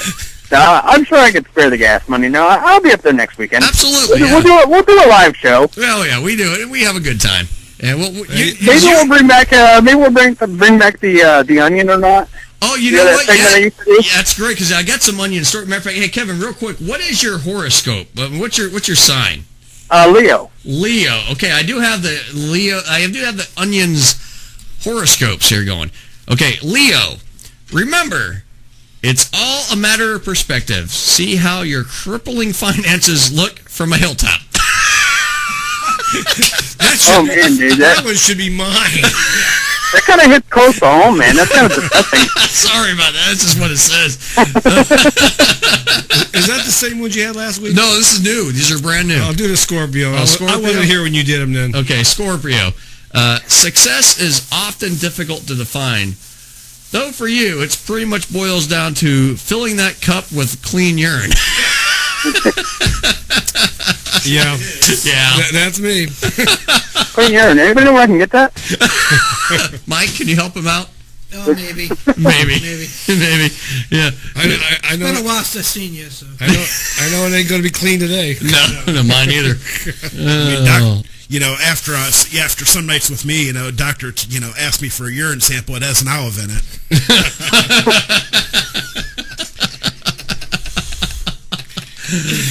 Oh man! Wow. No, but I mean, I'm really glad to see that the show's succeeding. You know, I mean, after I've been there for a while, it's probably best to haven't been there. Honestly. Well, no. I don't know. I mean, it took a turn for the worse because we do have my wife Deb on it. You know, I mean, she's not here tonight, thank God. Hi, honey. Hey, Deb's the boss. I agree. Yeah, Deb sits in the chair. She thinks she's in charge. Yeah, she's in charge. She's in charge of the show. I've seen it. Yeah, she throws stuff at me. Yeah, you're right. Man. Yeah, she throws stuff at me. It might be disconsoling. That's the reason why I stay on her good side. You know, that's the reason why she likes me. Yeah, I know. I don't want to get hit in the head with a set of keys coming across the side. Well, she aims down a little bit. Well, she aims low for you. Yeah, she aims for our heads. Yeah, she goes. Wait, you're getting beat with a set of keys? Set of keys, phone, whatever's available. Whatever's right. All right. Well, I mean, reach. Just consider yourself lucky she hasn't started working out then. All right. Well, here's the thing. She also takes this chicken, right? We have this little squeezable chicken. Chokey the chicken, and she will actually put it between her breasticles and squeeze it with her boobs. And I'm like, no, don't do that again. No, really, don't do that again.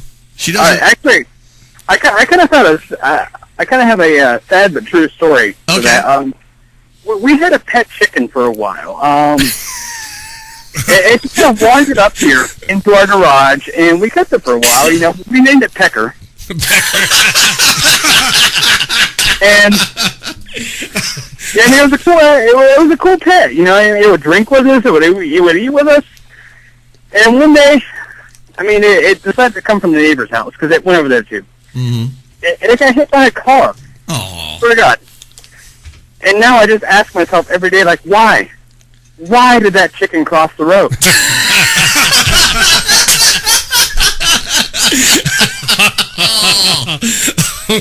Oh man! I mean, if you picture, I have pictures of it. If you think I'm BSing you, but I mean, it's true. I mean, we had a pet chicken named Pecker, and it crossed the road and it died. Oh. And just like, why did the chicken cross the road? Why did he have to cross the road? Why? I wish I could make something like that up, but I'm not that clever. I want to know, did it go to the skillet? No, I mean, there wasn't enough left. Okay.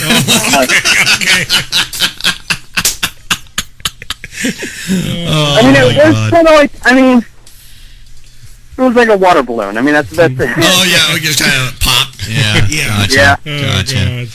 Oh, my God. Oh, we got to get going. We got to go to the news here. Or not news, but we got to go to break. But, Kevin, thank you for calling in. I'm glad you called no problem. Try to listen in the rest of the night if you can. And like I said, I sent you information. I'll talk to you throughout the week, and we'll set something up, get you up here next week. Hey, Kevin, looking All forward. right, yeah, I will get up there next week for sure. Absolutely, it'd be great. Looking forward to meeting you, Kevin. All right. No problem. All right, everybody. Later, Kev. Thanks, Kevin. All right, bye.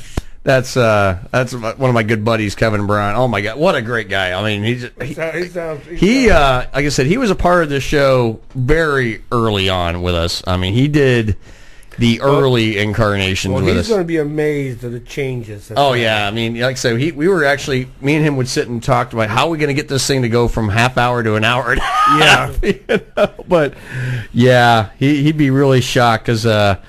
What we've gone from to now is amazing, but wow.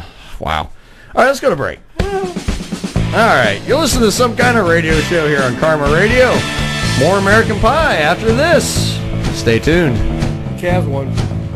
And the Cavs won.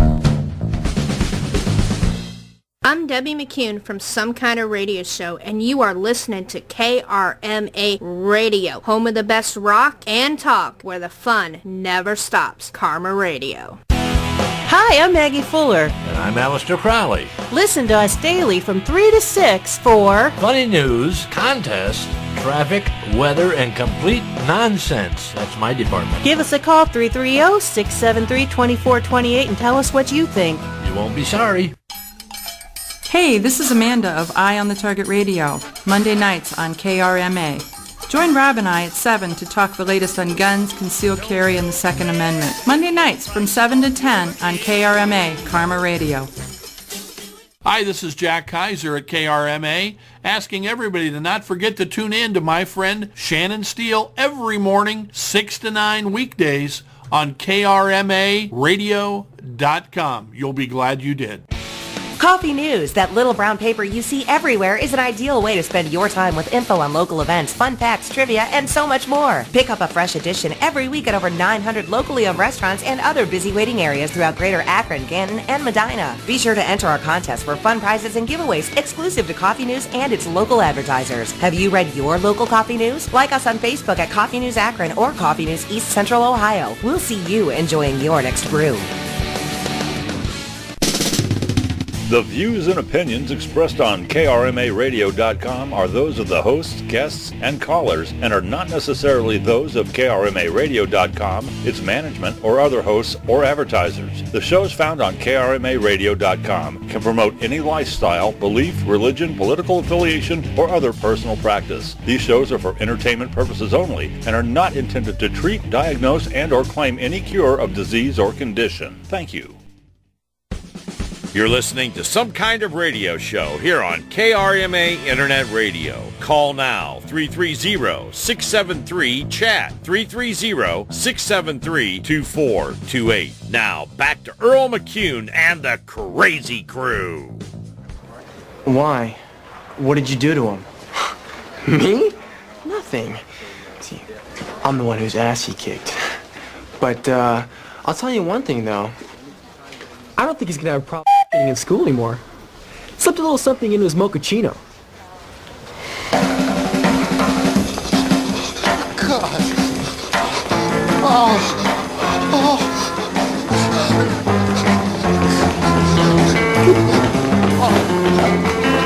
Jesus. Right this way, sir.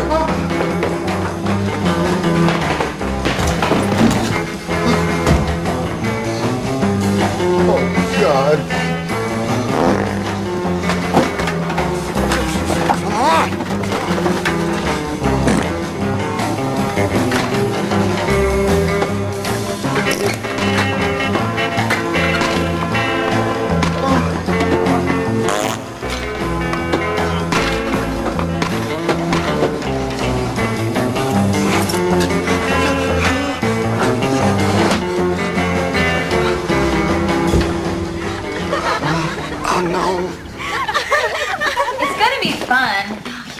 Gonna be some crappy band and stupid decorations. Okay, you're just saying that because prom's a week away and you don't have a date.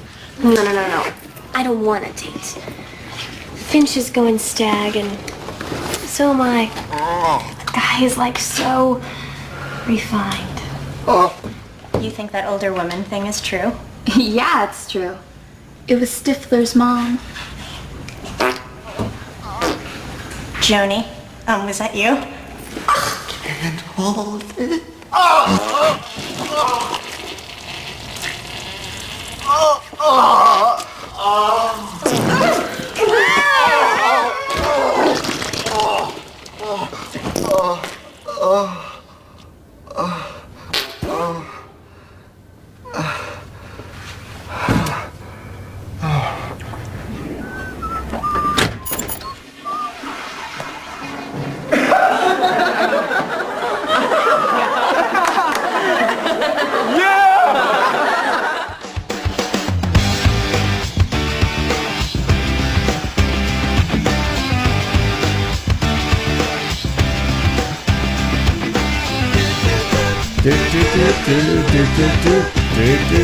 All right, we're back on Some Kind of Radio Show here on KRMA, 10:35 p.m. on Friday evening here, and we're here till midnight. We're saluting American Pie tonight.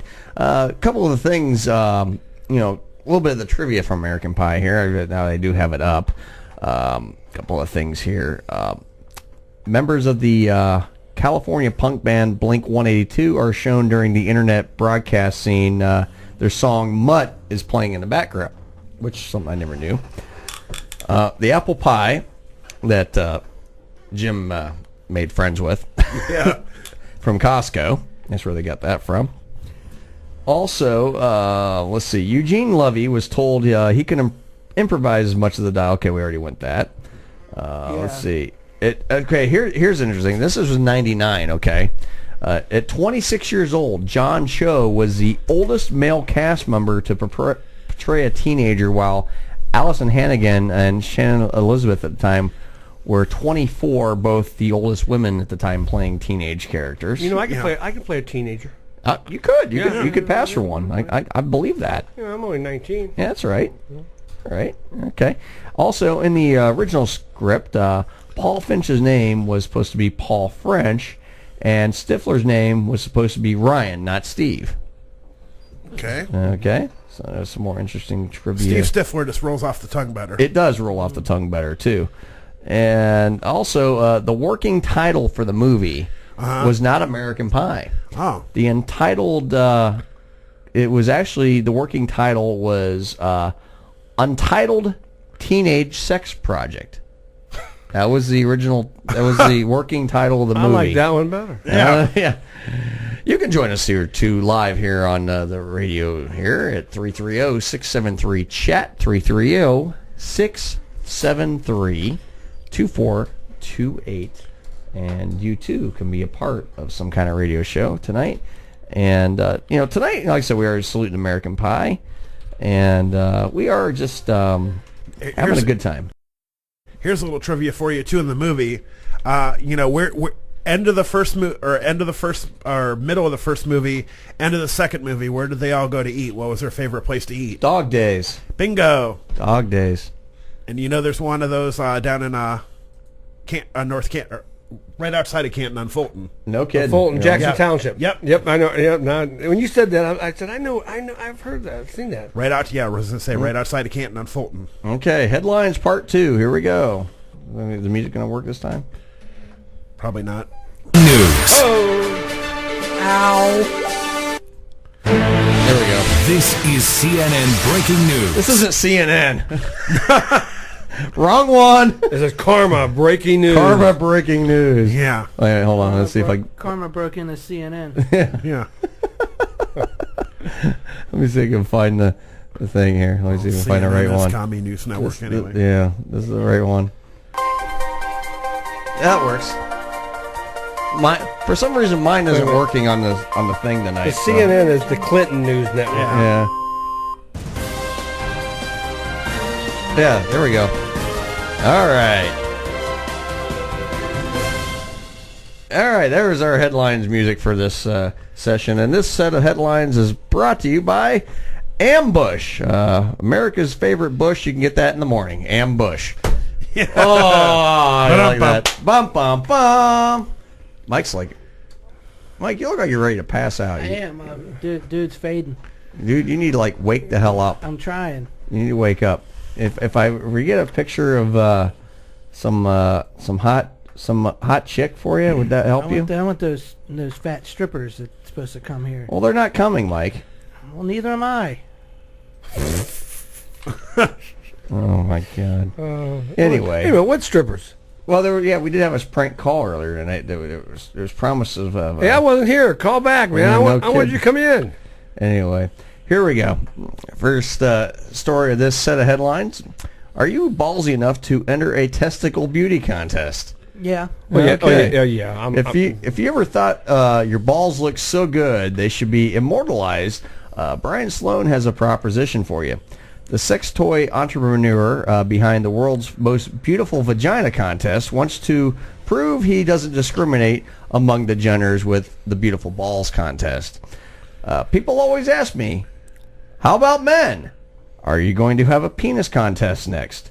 And I've told F no. I'm going to have a balls contest. So he says in a promo video announcing that they're going to do this, and it's called the Auto Blow Balls Contest for $10,000. Sign me up. Yeah. People who are gung-ho about being hung low can join him celebrating scrotal beauty and diversity by uploading photos to their balls site called ballscontest.com. So there you go, Mike. There's your chance. Yeah. I'm going to look this up. I might even submit a photo. Big time money, man. The penis receives the most of the attention when it comes to the male genitalia, and I thought a contest about penis would be too predictable. So he told the Huffington Post via email that the scrotum in many cases comprises the bulk of the volume of the male genitalias anyway, and is yet rarely discussed. So beauty standards for that are unknown. Did you find it, Mike? No, what's the website again? Ballscontest.com. So this gentleman decided against accepting images for the whole Frank and Beans combo after compiling data that his vagina photo contest in a document called the Vulva Paper. So, there's even a picture! Oh my God! It's a set of nuts with no hair on with a crown on it. I got him beat. Yeah. Don't worry, they're not real balls. Listen, it says it will 3D scan the winner's balls and turn them into decorative objects. There you go, Mike. Thinking Christmas tree ornaments or... You have to be nuts not to enter this competition. I'm going for it, and it's $5,000. Oh, it said 10 grand earlier. They lied? Well, 10,000 total was there's 3,000 for second, 2,000 for Oh, third. so $10,000 total purse. I just want honorable mention. 10. Don't worry about so money. it's a $10,000 total in the sack. I can see it now, or he's going to be taking pictures tonight. I'm not take one helping right you. now. No, we don't want to help. No. No, God, no, don't do it. Don't do it. Hitler, But anyway, Hitler would have been screwed in this I would. contest. yeah, okay, yeah. The top prize is 5,000, 3,000 for second, 2,000 for third. At the time of posting this piece, the contest had about 150 entrants. We do. Who's calling me? Wait a minute. That is messed up. I've got a call on my cell phone. Hold on. Let's see who this is. Hello. Oh, it's Dr. Dougie. Hang on. I'm going to pipe you in here. Hang on. We're going to pipe Dr. Talking Doug about in. balls and he's going to pipe someone in. That doesn't Dr. Doug is joining us to talk about balls right now. Dr. Doug, you're on the air, and you are going to be. We are discussing balls. How are you tonight? Pretty good. Now, are they rock hard or squishy, like sponges? Well, here's the thing. There's a contest right now for most beautiful set of testicles. Ooh. Yeah, and there's a contest for testicles, and we were just wondering, maybe on our crew, who would have the best shot of with their sack? Is what you think? You think Sinsel would have a good shot at getting his sack on there and winning? I think he might have the best shot. Sinsel doesn't have any balls. No, Mike, you don't have any balls. Oh, you want to bet? Check out the website tomorrow. Oh God, man! But anyway, now you know who might have actually had the best set of balls on this show? Debbie. Oh, you're definitely on the couch tonight. I try every night. Those only balls that she has. Yeah. Anyway, keeping with this in the area here. Bacon scented undies mean all your panty problems are cured. Bacon scented. Ooh. Here we go. If you ever needed a slightly less creepy way to ask your partner if he could smell their underwear, consider getting them a pair of the sizzling hot bacon undies this holiday season. Created by J&D's team behind bacon salt, bacon pop microwave popcorn, and bacon croutons, and of course bacon A's. Yes, exactly what you think. Bacon scented underwear make the perfect holiday gift for those people who love pig meat so much they want their genitals to smell like it. Oh God. Well, you know that with your genitals, you can always scramble the egg. We're going to have something go out. Well, they do make the edible undies. I wonder if these could be edible. Bacon edible underwear? They get come in strawberry, blueberry. Bacon, no. Apparently, bacon. Oh, you can have the Neapolitan flavors. Oh! Here it comes. Here we go. I was waiting for it. Mike is fading over here. We need to wake Mike up. Oh, I'm awake. I'm thinking about how I'm going to pose my balls. You're trying to think of... we did this story last week. I'm not doing it. Deb's about a week behind here. She sent us a story that we did last week. Okay, and we did this story last week too. So I can't do these two stories. We did them last week. Good job, Deb. But really, but anyway, the bacon contest with the, I wonder if you could smell-o-vision combine these two things together. Bacon scented testicles, and then you post them on the website, and you tell everybody they're bacon scented. What do you think? You think that will work, Mike? Bacon bits. Bacon bits. A whole new. That's a whole new. Come out of your cake hole. And just speaking of peckers, Kevin, who was just on the phone with us here a few minutes ago, he sent me a picture of his brother and Pecker the chicken. I kid you not. Oh, poor Pecker. Yeah, poor Pecker. I actually tuned in whenever he was talking about his pet chicken. Yeah. Pecker's no longer with us, sadly. He tried to cross. He was crossing the road. But there's a picture of Pecker. No. That's a big pecker too. Yeah, that's a big pecker. That's a big pecker. Yeah. It wasn't a Cornish hen. No, this was a big pecker. Yeah. Yeah. Pretty big pecker. But anyhow, yeah. Oh, my goodness gracious. Dr. Doug, what's your sign? Oh, it's the good old Virgo. Virgo, we did this already, but I'll read it for you anyway. I've already read it a couple times. You said that they were new, right? These are new. These are new ones, yep. Yes. You've never really thought of yourself as a cat person, but the splicing, transbinding, and DNA resequencing will soon change all that. Hey, Virgo's like they're you know what? They like their pecker too? No. They like their kidney, but I don't want to. I can't say the other word. No. We got to wake Mike up. Mike, what pose you going to go for here? Mike's over there studying. I might do the thinker. The thinker? Or maybe the statue of David. The statue? Statue of David. Statue of David.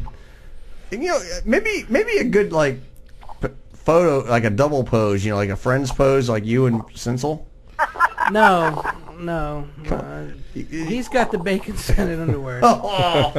And he's got. That's not bacon, And he's John. got the one thing down. John doesn't have bacon scented. That's not bacon. No, that's not bacon. I thought he had a piece of bacon on the backside of him one time. That's not bacon. Now, Mike, whatever you do, please don't take a picture of that because you'll bring the whole cell network down.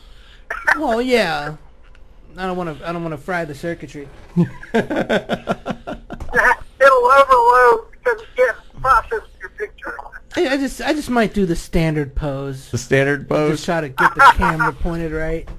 Remember you and I did put out a really nice Christmas holiday photo last year. That was Halloween. Was that no? That was Christmas. That was wasn't Halloween. That was Christmas time. It was in October. Was it October? Yes, I remember. Was that? I remember. Yeah. It was October. At least they didn't show. It didn't show no bits, but you know. No. Thank God. Showed enough. Yeah. Did you all have a good Thanksgiving? Yes, we had a very nice Thanksgiving. How was yours? Let's see. Let's go to the board. Well, I did some mystery shopping because I have no life. Had dinner at a chain restaurant that has a buffet. Mm-hmm. And then I actually was at Macy's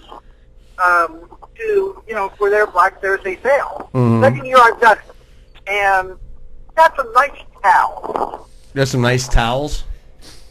Towels, yes. Yeah, you can always use towels. Oh. Especially after you pose for the special contest, you know. Yeah. Because you can't. Yeah, no. Well, you don't want them. You don't want the. What was it? The sweaty balls. I mean, you don't want to have sweaty balls. Oh. Yeah, that would be very bad if you had sweaty balls. That turns a lot of women on, man. Oh man. Sweaty balls. No, Mike. Do you have a problem with chafing? Not anymore. There's a lotion for that. There's a cream for that? There's a cream for that, yeah. Yeah. Anyway, hey, moving on real quick here.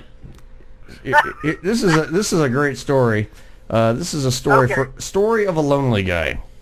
Oh, here we go. Here we go, Doc. Me and you. Not my life story. Yeah. Now, recall the time you felt most desperate. I don't mean adrenaline-inducing, life or death, protection of your family type desperate. I mean the desperate to get your rocks off. Perhaps, yeah, get your rocks off you when you're really needing it. Or perhaps it was February 13th, or the night before prom, and your high school reputation is hanging in the balance when it seems as though available women have taken a cruise ship to the moon. One man in Florida committed a deed that would make you all look like absolute lady charmers. This middle-aged man called 911, only to hit the dispatcher, according to the Huffington Post. The main topic in focus was his big muscles. He called twice more in order to inquire about the relationship status of the dispatcher. That's right. This guy was so lonely, he called 911 to ask the dispatcher out on a date. Police tracked the calls to find this lonely perpetrator in a tent surrounded by several empty beer cans. At least alcoholism is confirmed, and he's committed to this relationship of alcohol. That's right. If you're so lonely, don't call the 911 dispatcher for a date. I was going to do that tonight, too. Yeah. So yeah, there's a story of the lonely guy. I dated a dispatcher once. But you didn't call 911 to get the date either. Oh, I used to call her. Oh, When she came home, did you say, I have an emergency? Oh, yeah. Oh, man. Is he breathing? Yes. No. She used to always say I did my best work undercover. There you go. Well, you know what most desperate men do? What's that? What do you do, Doug? Instead of calling, not me, instead of calling 911, they call the Dionne Warwick psychic hotline. Yeah. I don't think they have that anymore, do they? Did they ever tell you that they know you're going to call? Yeah. Well, that was like the, what was her name? Sylvia Brown, the psychic. God. She was like a world-renowned psychic, but she died suddenly, and all of a sudden, also I could think of, well, if she's such a good psychic, why didn't she see that coming? Yeah, have you ever seen a headline that says psychic wins lottery? Yeah. Never seen that one. No. I was just going to say, they don't win the lottery. Here we go. Now here's another one listed under dumb criminals. Yeah. Next time, just call the pizza guy. How desperate have you been for a date? I once asked my group of friends if they'd sleep with their professors in college, and for some wild reason, everyone said no. At least, not until I had completed the course. Well, maybe I should seek new friends elsewhere. Should I be friends with this guy? According to the Huffington Post, a Florida man was arrested for calling 911 3 times and asking the same story. Also asking a dispatcher out on a date. Allegedly, this man was so intoxicated and even asked the poor operator if she was into handcuffs. Well, dispatchers are most dispatchers are gorgeous. Yeah. Also, in possibly the only occurrence of a quirky sense of humor falling for the ladies, the bearded man with the smoldering mud shot was then sent to county jail on a charge of 911 misuse. So yeah, there's a lot. Some he got himself in handcuffs. Yeah, there's a lot of stories about 911 operators being called, and being asked on dates. Yeah, when then the headline said he should have. You know what's funny is around here in Nashville, they actually run commercials with people actually dialing 911, like wanting to order a pizza, needing a cab, asking what time Walmart is open. And, they're like, 911 is for emergencies only. Right. If it is a non-emergency, please call Metro Police at blah, blah, blah, blah, blah, blah. But if it is not an emergency, do not dial 911. Yeah. Well, we had a place here in Akron. Earl, I think you know this because it was down there where you used to work there on Waterloo Road. Okay. It was called APD. Yeah. Pizza. Really? Akron Pizza Department. No kidding. And Akron Police Department used to get calls for that. No kidding. Yeah. Wow. They were on Brown Street, not too far from where you were at. Oh yeah, I remember. Okay. Yeah, because I remember one time when I was actually living out here, I needed to get home, and I called and ordered a pizza from the place I was like a block away from. Right. And I had asked them. I said, I'm going to order this, have it delivered to my house. What are the odds that I could ride back to my house with the delivery guy? Sure enough, he took me home. No kidding. That's funny. Damn. Wow. One more story. Did you tip him well? Oh yeah. Only in Ohio. One more quick one, since we are getting ready to go into the holiday season, of course. Red-nosed or red-handed? How grinchy were you this Christmas season? If you're still a student, finals week probably squashed any possible seasonal spirit right out of the snowy ground. If you have overly excited children, your patience have been stretched further than the journey of the 3 wise men. If you have a lot of friends and family, your bank account has melted away just like Frosty. Still, I'm sure you haven't been quite as grinchy as this couple in Colorado Springs. They allegedly stole outdoor decoration displays from over a dozen families in order to decorate their own yard. Yes, that's right. The couple consisted of an 18-year-old husband and 43-year-old wife. Yes. Talk about your cougar. Yes, that's right. The wife claimed that her husband acted completely alone and she wasn't aware of the decorations were stolen. And they're not too worked up over the felony charges. Maybe the coal in their stockings this year will give them a wake-up call. Oh, God. Well, you know what they say. You know what they say, sharing is caring. Sharing is caring, yep. I guess, yeah. But, yeah. Yeah, but, of course, we're getting into the holiday season. It's so funny. We were talking off the air about how all these stores are just even the couple days before, even into Halloween, how these stores are ready for Christmas already. Oh, yeah. And like I said, we were out the other night, getting a few things Wednesday night for Thursday's dinner, and oh my God, it was insane. And today, of course, being Black Friday, how insane. Fortunately, I was not going anywhere today until I had to come here. I wasn't going anywhere. Did you ever go out with your wife on Black Friday? I did once. I went one time, and I vowed I'll never do it again. I'll never do it again. And, she even said she'd never do it again. We were still living in Kansas. Kind of funny if you're going to be going there with a baseball team. We lived in Manhattan, Kansas, or we lived near Manhattan in Junction City, and there's a Walmart there, of course. Yeah, big box store, whatever you want to call it. We were there, and we went out at about midnight on going into next morning. Right. Because they started their sale at like 2 a.m. We got in line. We got in the store at 2 a.m. We had stuff in our cart. Our cart that we picked out already. People were actually taking stuff out of your cart. Yeah. I'm like, are you kidding me? There was a couple big fights yesterday in Kentucky over that. Oh, yeah, I believe it. Yeah, people would just take right. They didn't care. They saw, I need that, and they take right. Did you guys see the YouTube video with El Paso? Mm-mm. Yeah, oh, no, that is the classic Walmart fight. Yeah. Basically, it hit 6 o'clock Central Time, which is unCentral. Yeah. And basically, there's $150 TVs. Yeah. That they claim that they're HD, but they don't even have HD resolution. But Right. anyway, no, make but it, it's like make it quick. everybody's We're going to the news. fighting over them. Yeah. Okay. It's just really crazy. You have to check it out. Yeah, I'll have to check it out. All right. We got one more hour to go. Got national news coming up, and we're going to talk about whatever else comes to mind and American Pie. Stay tuned. We'll be right back after these messages. Hey, your phone ain't From Washington, this is VOA News.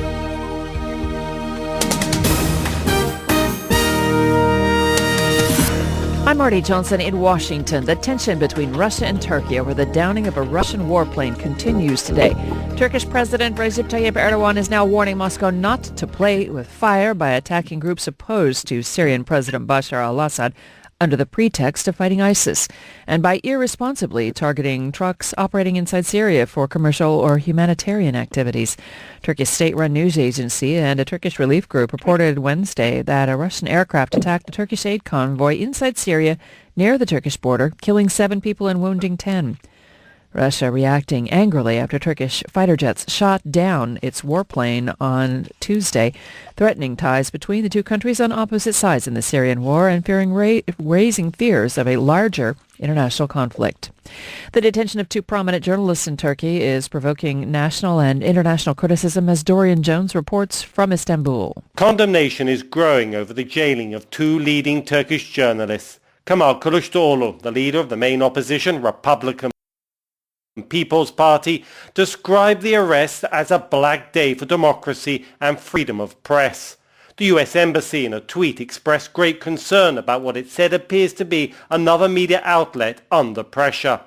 The editor of Turkey's Cumhuriyet newspaper, Can Dündar, and his Ankara bureau chief, Erdem Gül, are facing more than 20 years in jail on spying charges. Dündar, speaking before his trial on Thursday, expressed defiance. He said he and Gül are journalists, not traitors or spies. Dorian Jones, VOA News, Istanbul. Also today, Russia announcing it will suspend visa-free travel with Turkey amid the escalating spat. This is VOA News. French President François Hollande, presiding over today's national memorial service for victims, promised to crush the army of fanatics who carried out this month's deadly terror attacks in Paris. The event was held at the Paris Invalides National Monument and began with a somber event, reading the names and ages of the 130 people who died in the attacks claimed by the Islamic State group. Stéphane, 39 ans. Nick Alexander, 35 ans. It has been 2 weeks since Islamic State militants swept through Paris, setting off suicide vests and opening fire on people in various locations, including a crowded concert hall. The ceremony was also attended by other top French leaders and victims' families, as well as some of the hundreds injured in this, the worst ever terrorist attack on French soil. Authorities in Mali have arrested 2 men in connection with the terrorist attack there that killed 22 people at an upscale Bamako hotel. Catherine Ho has the latest for VOA from Bamako. Amadou Sango of the Ministry for Security and Civil Protection says a cell phone found Thursday at a hotel led to arrest of 2 Malian men. He says this new piece of evidence, this item, we hope it will bring the investigation forward. He said the 2 suspects were picked up by Malian special forces in Bamako. Gunmen entered the Radisson Blu Hotel the morning of November 20, firing indiscriminately at guests and staff. Survivors says they then headed for the 2 uppermost floors, specifically looking for foreigners. Authorities still have not identified the bodies of the 2 gunmen killed during the siege. Katrina Höje for VOA News, Bamako. Police in Colorado Springs, Colorado, say they have a gunman in custody after a 5-hour standoff at a Planned Parenthood office which injured 11 people, including 5 police officers. There was lots of shouting but no verbal communication until officers were able to suddenly shout at the individual and get him to surrender, according to police spokeswoman Lieutenant Catherine Buckley. Police are still trying to ascertain whether anyone is inside the Planned Parenthood offices or needs additional medical attention. Buckley says the shooter was armed with some kind of long weapon. Colorado Springs Mayor John Souther said the police showed untold valor. Chicago police have made an arrest in the shooting death of a 9-year-old boy, which his death sparked outrage in the city. At a press conference Friday, Chicago Police Superintendent Gary McCarthy announced the arrest of 27-year-old Corey Mulligan, charged with first-degree murder in the targeted execution of Tyshawn Lee. Chicago police say the boy was lured into an alley and killed because of his family's gang involvement. Police say another person is believed involved in the case in custody and another is being sought. I'm Marty Johnson. That's the latest world news from VOA. I'm Debbie McCune from Some Kind of Radio Show, and you are listening to KRMA Radio, home of the best rock and talk, where the fun never stops. Karma Radio. Hi, I'm Maggie Fuller. And I'm Alistair Crowley. Listen to us daily from 3 to 6 for funny news, contests, traffic, weather, and complete nonsense. That's my department. Give us a call, 330-673-2428, and tell us what you think. You won't be sorry. Hey, this is Amanda of Eye on the Target Radio, Monday nights on KRMA. Join Rob and I at 7 to talk the latest on guns, concealed carry, and the Second Amendment. Monday nights from 7 to 10 on KRMA, Karma Radio. Hi, this is Jack Kaiser at KRMA, asking everybody to not forget to tune in to my friend Shannon Steele every morning, 6 to 9 weekdays on KRMAradio.com. You'll be glad you did. Coffee News, that little brown paper you see everywhere, is an ideal way to spend your time with info on local events, fun facts, trivia, and so much more. Pick up a fresh edition every week at over 900 locally owned restaurants and other busy waiting areas throughout Greater Akron, Canton, and Medina. Be sure to enter our contest for fun prizes and giveaways exclusive to Coffee News and its local advertisers. Have you read your local Coffee News? Like us on Facebook at Coffee News Akron or Coffee News East Central Ohio. We'll see you enjoying your next brew. The views and opinions expressed on KRMAradio.com are those of the hosts, guests, and callers and are not necessarily those of KRMAradio.com, its management, or other hosts or advertisers. The shows found on KRMAradio.com can promote any lifestyle, belief, religion, political affiliation, or other personal practice. These shows are for entertainment purposes only and are not intended to treat, diagnose, and or claim any cure of disease or condition. Thank you. You're listening to Some Kind of Radio Show here on KRMA Internet Radio. Call now, 330-673-CHAT, 330-673-2428. Now, back to Earl McCune and the Crazy Crew. Why? What did you do to him? Me? Nothing. See, I'm the one whose ass he kicked. But, I'll tell you one thing, though. I don't think he's gonna have a problem getting in school anymore. Slipped a little something into his mochaccino. God. Oh.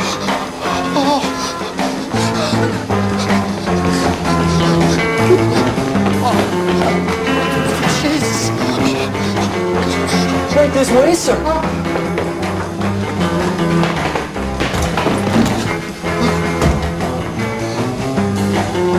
God.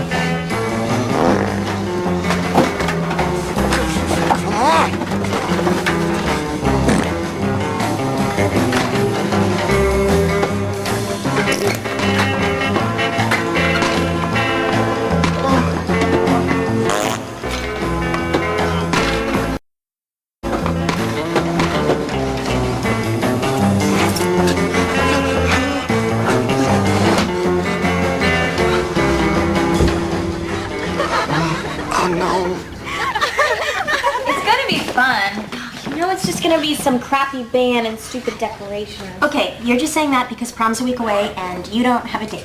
No. I don't want a date. Finch is going stag and so am I. The guy is like so refined. You think that older woman thing is true? Yeah, it's true. It was Stifler's mom. Joni, was that you? Can't hold it.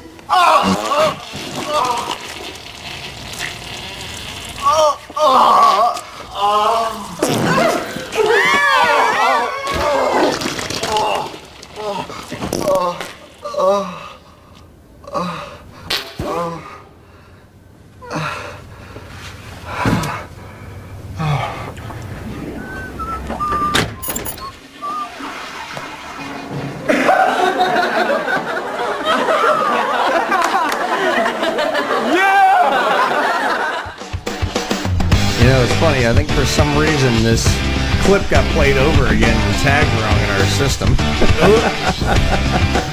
Oh well, that's a good one anyway. Gotta have a good part sounding thing on here. Welcome back to the show. It's 11:10 p.m. here on a Friday. Got 50 minutes to go, and at that point we're gonna get the hell out of here. And I do have a great clip planned at 11:30 though. We're gonna do, but next week with us getting ready to go into the holiday season, we're going to start our beviad of holiday movie salutes here. So here is next week's salute. Just a little brief preview. 7 o'clock, Psycho sees Santa's workshop, and only Lee Majors can stop them. In the night the reindeer died. Be here. You can't show that commercial. That thing looked like the Manson family Christmas special. Think I'm way off base? Yes, you're a tad off base, sir. Frank Cross is more than the youngest network president in television history. Call security, have them change his locks, and toss him out of the building. Oh, he's fired? It's Christmas. Thank you. Call accounting. Stop his bonus. Oh, watch out. He's a thoughtful boss. Thanks, boys. Get the nurse. A generous brother. What did he give you last year? I don't remember. A shower curtain. Ma'am, I think you dropped something here. And a true humanitarian. I can't get the antlers glued onto this little guy. We tried crazy glue. Have you tried Staples? But his life is about to change. Woo-wee! That was a good one. You are going to be visited by 3 ghosts tomorrow at noon. God, tomorrow's bad for me, Lou. As a matter of fact, the whole rest of the week is a washout. Anyone who thinks he hates Christmas is wrong.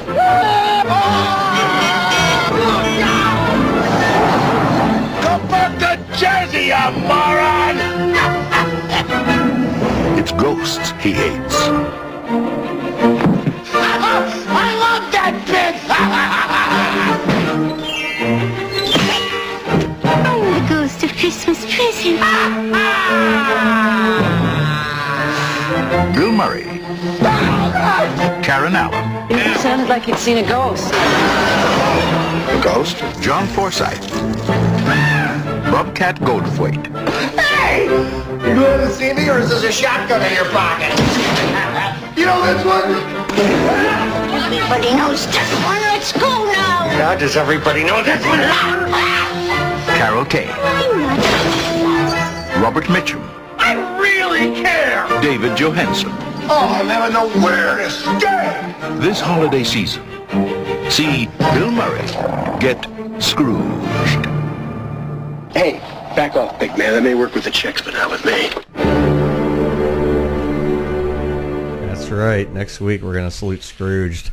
We're going to get into the holiday spirit of season. Yeah, we got great movie. Got to do 3. Yeah, we're going to do about 3 weeks of Christmas movies since we are going to be, doing the. We got shows coming up next Friday. Will be our first week in December. Then we got a couple weeks after that. And then, of course, we won't be on the air Christmas night or New Year's night. So we will not be doing shows those 2 nights. So you're going to be on vacation? 2 weeks of no show for us during Christmas and New Year's. So because we're going to be, like I said, Christmas night is the 25th and New Year's night will be the 1st. So we're not gonna do shows those nights. Who's gonna listen anyway? Yeah. Well, you'll be surprised. There's loners like us out there. Yeah. Well, this loner is gonna be home.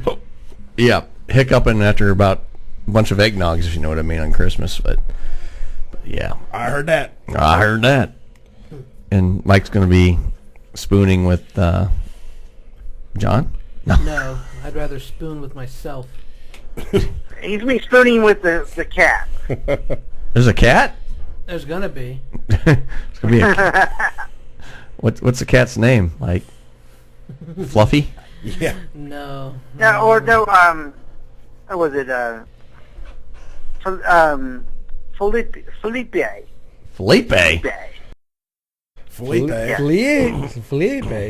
Felipe. Oh, el gato. Yeah. Matando Galito. Felipe. No, that's Mexican, isn't it? Oh, yeah, Felipe is Mexican. Oh, well. Anyway. Yeah, so next week we're going to do Scrooged with Bill Murray. And then we do got some other... Movie. Yeah, great movie. And I got some other comedies in the works, too. Actually, the show we're going to do... I'll tell you, looking ahead... Rudolph the Red-Nosed Reindeer. I was going to do Randolph the Flat-Nosed Reindeer, but I don't want to be a toy maker. I want to be a dentist. Yeah, but the one show I am looking forward to is a couple weeks ahead. Now the following week I don't have cemented down yet, but the show we actually got. Here, let me pull the calendar up. Yeah. Going into December here. If Deb was here, she would know it right off. Well, we haven't decided on the Friday, December 11th. We have not nailed down what we're doing yet. But the show we're going to do on December 18th, we're actually going to do a very classic movie. We're going to go very, very classic.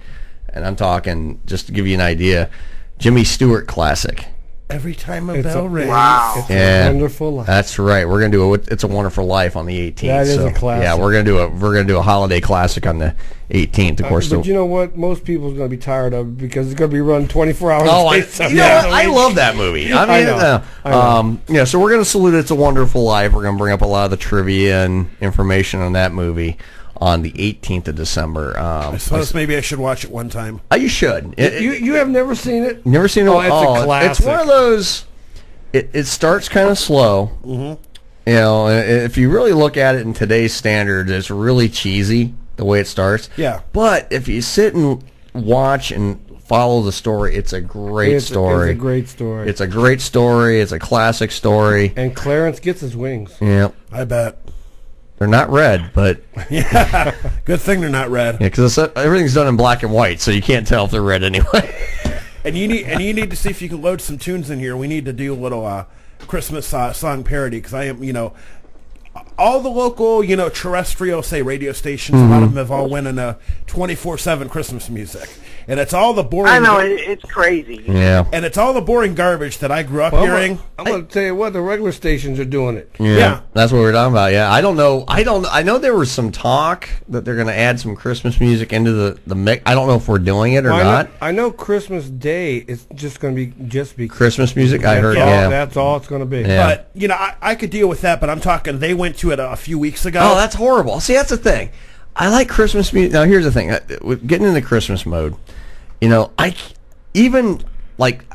so odd. I remember growing up, my mom would always start putting up Christmas decor day after Thanksgiving. Yeah, it's fine. Now even that's usually like the tradition in my house. Even like now, like, you know, Deb and I were talking about we're going to start this weekend, but it's just I don't know I don't know if it's the weather or what. It just still feels like it can't be here already. You know, Yeah. I mean it's like goodness gracious. You know, Thanksgiving yesterday didn't even feel like Thanksgiving. Christmas ain't Christmas anymore. No, and it's like, you know, I mean, you know, I'm Jewish. It's like I don't hate Christmas. I still celebrate it with the reindeer in my family. Yeah. Are you really? I am. I converted. Did you? And it's funny because you get all the stations that play the serious crap. Yeah. I want some parody stuff, some, you know, 12 Pains of Christmas they play. Yeah. You know, rigging up the lights, yada, yada. But, Right. I mean, there's also, like, you know, Wreck the Malls. You have chipmunks roasting on an open fire, which is funny. And Chet's Nuts even better. Heard Chet's Nuts? Yeah. Chet's Nuts roasting on a fire. Check the balls out on that collie. Yeah. Don't worry about Mike. He doesn't have any- What about Grandma got run over by a reindeer? Yeah, you know, that's kind of like an older traditional one, but that's I'll tell you what. No, there's. Or you got a Porky Pig singing Blue Christmas. Oh God, yeah. Yeah, that's a classic. Now you want to hear? No, speaking about, because one thing we were talking about was history of this radio show. Last year, I kid you not, when we were still doing the YouTube thing, we did a Hilljack Bob show.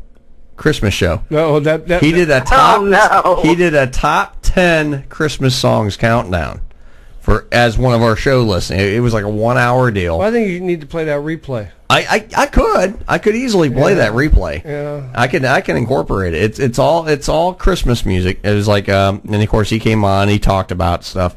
You can find it on YouTube.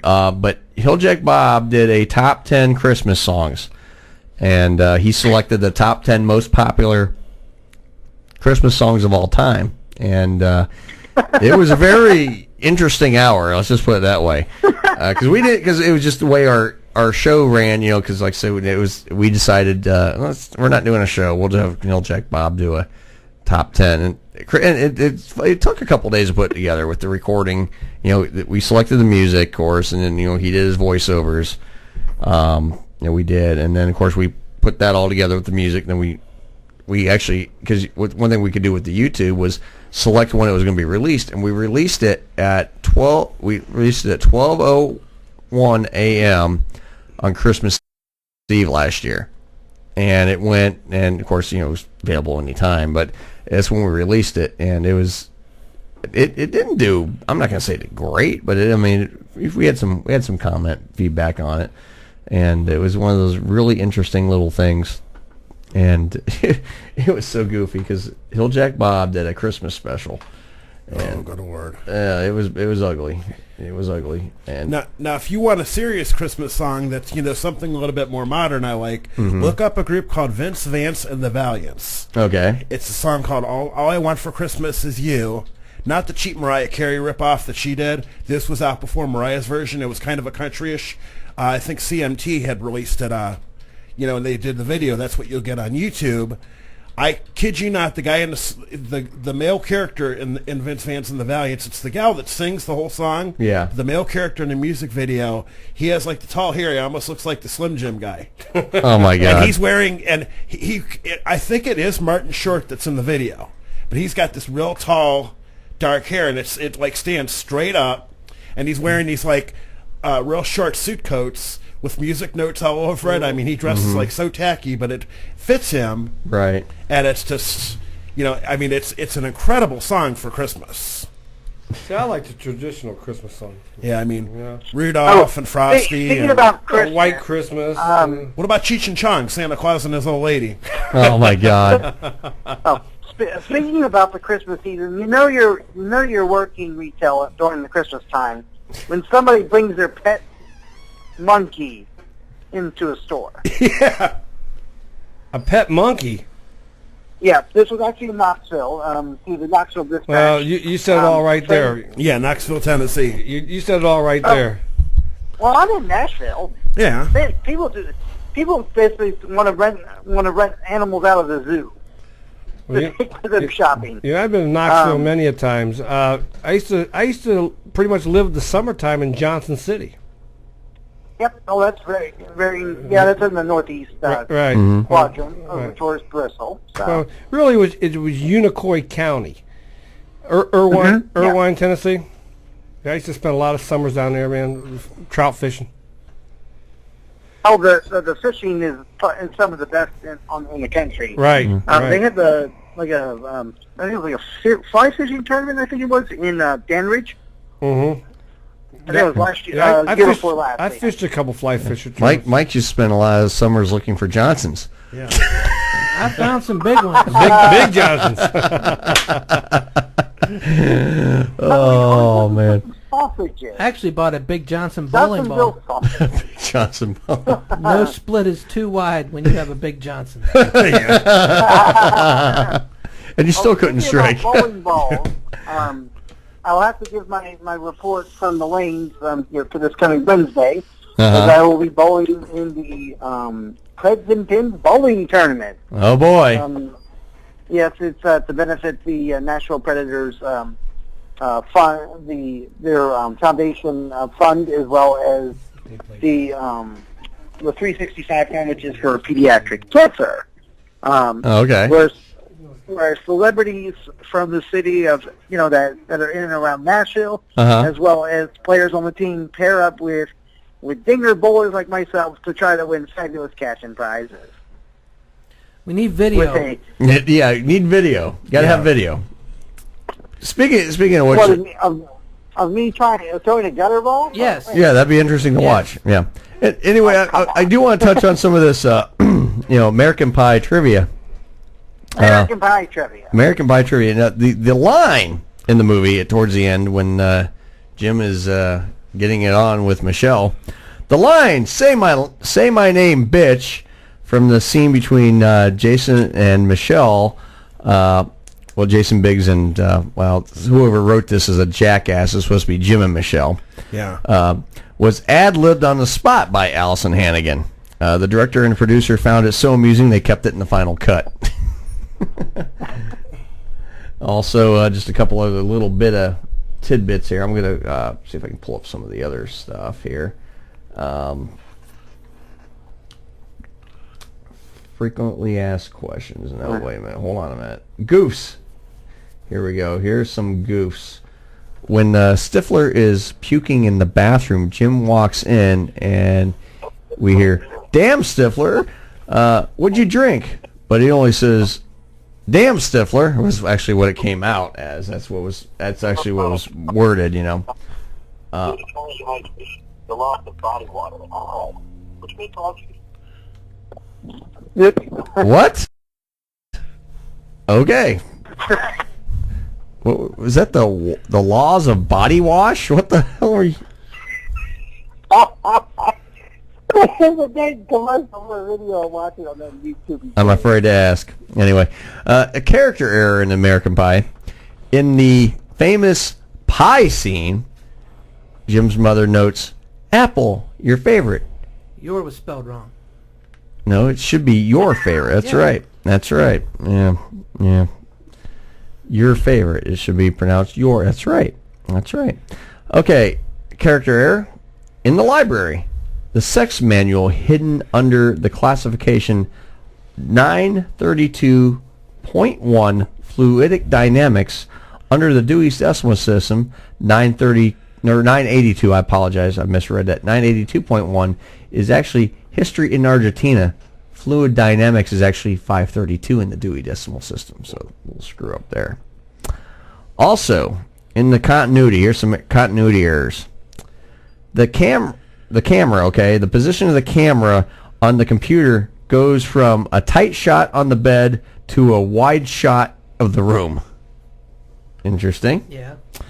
Also, During the start of the scene where Jessica and Kevin discuss Vicky receiving an orgasm, Jessica hair changes between shots just before Stifler shows up. When the pact is first formulated, Finch's legs can be seen both crossed and uncrossed depending on the camera angle. Yeah. Okay. Also, when Nadia opens Jim's drawer, the jar of Vaseline disappeared. Yeah. Yeah. I remember that. Yeah, remember that? If she reaches down to grab the magazine, that's when it's gone. Yeah. Yeah. The ball's on the pool table when Finch is... wait, what? We're talking about balls again. There we go. Somebody have a scratch on the pool table. Yeah. Anyway, it says something about the balls. It was an uncompleted sentence. Whoever wrote that is an idiot. It's an uncompleted sentence. I start reading it. Okay. Also, this is one of those incorrectly regarded as goofs. Although Czechoslovakia, where Jim says Nadia is from, ceased to exist as a country in 1993, Americans sometimes use the name discussing Czechy or Slovakia as two countries split into one. Okay, never mind. Well, it's the Czech Republic and Slovakia. Yeah, right. Revealing mistakes. In Jim's room, you can see that there's no ceiling. Interesting. Yeah. Another revealing mistake. In the dance scene, the keyboard is not plugged into AC and there is no audio cables coming from it. Yeah. Oh, boy. Okay, in the opening scene, Jim's parents make reference to him to going to bed for the night, but daylight can be seen between the blinds and from the windows. Yeah. You know, they just didn't tint the windows enough. Yeah, apparently not. Well, it was a set. It was a movie set, but they didn't set it up right. Also, one other thing. Here's another one. There's a boom mic visible. After Oz first sings for the jazz choir and comes to talk to the other guys, you can see a microphone above them a few times, so you can see it kind of popping in and out. Yeah. So there's another couple little interesting facts or tidbits there. But real quick. Somebody's hands got tired. Yeah, they got tired. That's a lot of work. But all right, we're got one more break here, and then we're gonna take that real quick. One more cut from American Pie, and then we'll be back and close out the show. 11:30 on a Friday night. Stay tuned. We'll be right back after this. Hi, this is Earl McCune, host of Some Kind of Radio Show here on KRMARadio.com. Tune in Friday nights, 8 p.m. until midnight, as we salute movies, TV shows, have a little bit of comedy. We even have a Hilljack guy that does a top 10. Tune in Friday nights, 8 p.m. till midnight, KRMARadio.com, Some Kind of Radio Show. Hi, this is Frank Stams of the Best Stams Sports Show. Please join Jay Brophy and myself on KRMARadio.com, Thursday nights from 8 to 11. We talk all sports and anything on your mind. Hi, everybody. Steve Jones here. Join me Wednesday evening, 7 to 11 p.m. for the best in classic rock on KRMA Internet Radio. You'll hear some of the old stuff along with some of the new. We'll also feature some great local bands and your requests. Steve Jones, Rockin' the World on Karma Internet Radio, Wednesdays, 7 to 11 p.m. No rules, just radio the way it should be. Karma Radio. Coffee News, that little brown paper you see everywhere, is an ideal way to spend your time with info on local events, fun facts, trivia, and so much more. Pick up a fresh edition every week at over 900 locally owned restaurants and other busy waiting areas throughout Greater Akron, Canton, and Medina. Be sure to enter our contest for fun prizes and giveaways exclusive to Coffee News and its local advertisers. Have you read your local Coffee News? Like us on Facebook at Coffee News Akron or Coffee News East Central Ohio. We'll see you enjoying your next brew. The views and opinions expressed on KRMARadio.com are those of the hosts, guests, and callers and are not necessarily those of KRMARadio.com, its management, or other hosts or advertisers. The shows found on KRMARadio.com can promote any lifestyle, belief, religion, political affiliation, or other personal practice. These shows are for entertainment purposes only and are not intended to treat, diagnose, and or claim any cure of disease or condition. Thank you.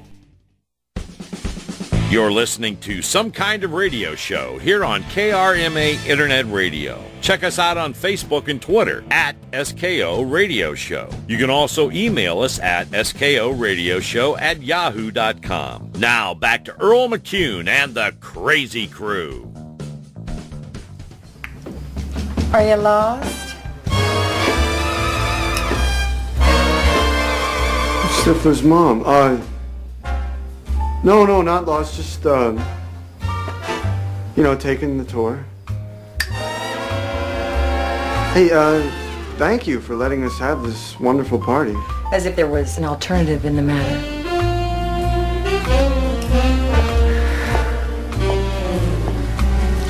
So you enjoying yourself? 3 sheets to the wind, man. I'm so happy for you. But it takes the edge off, doesn't it? So where's your little date tonight? Oh, no date. It was a bathroom incident. Pardon me? Never mind.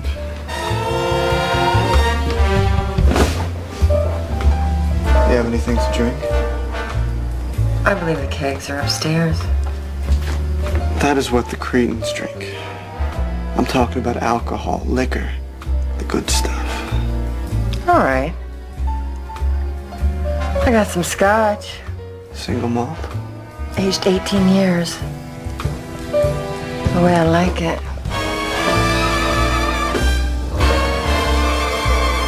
Why don't you go grab a glass from the bar? Think I should. Allow me.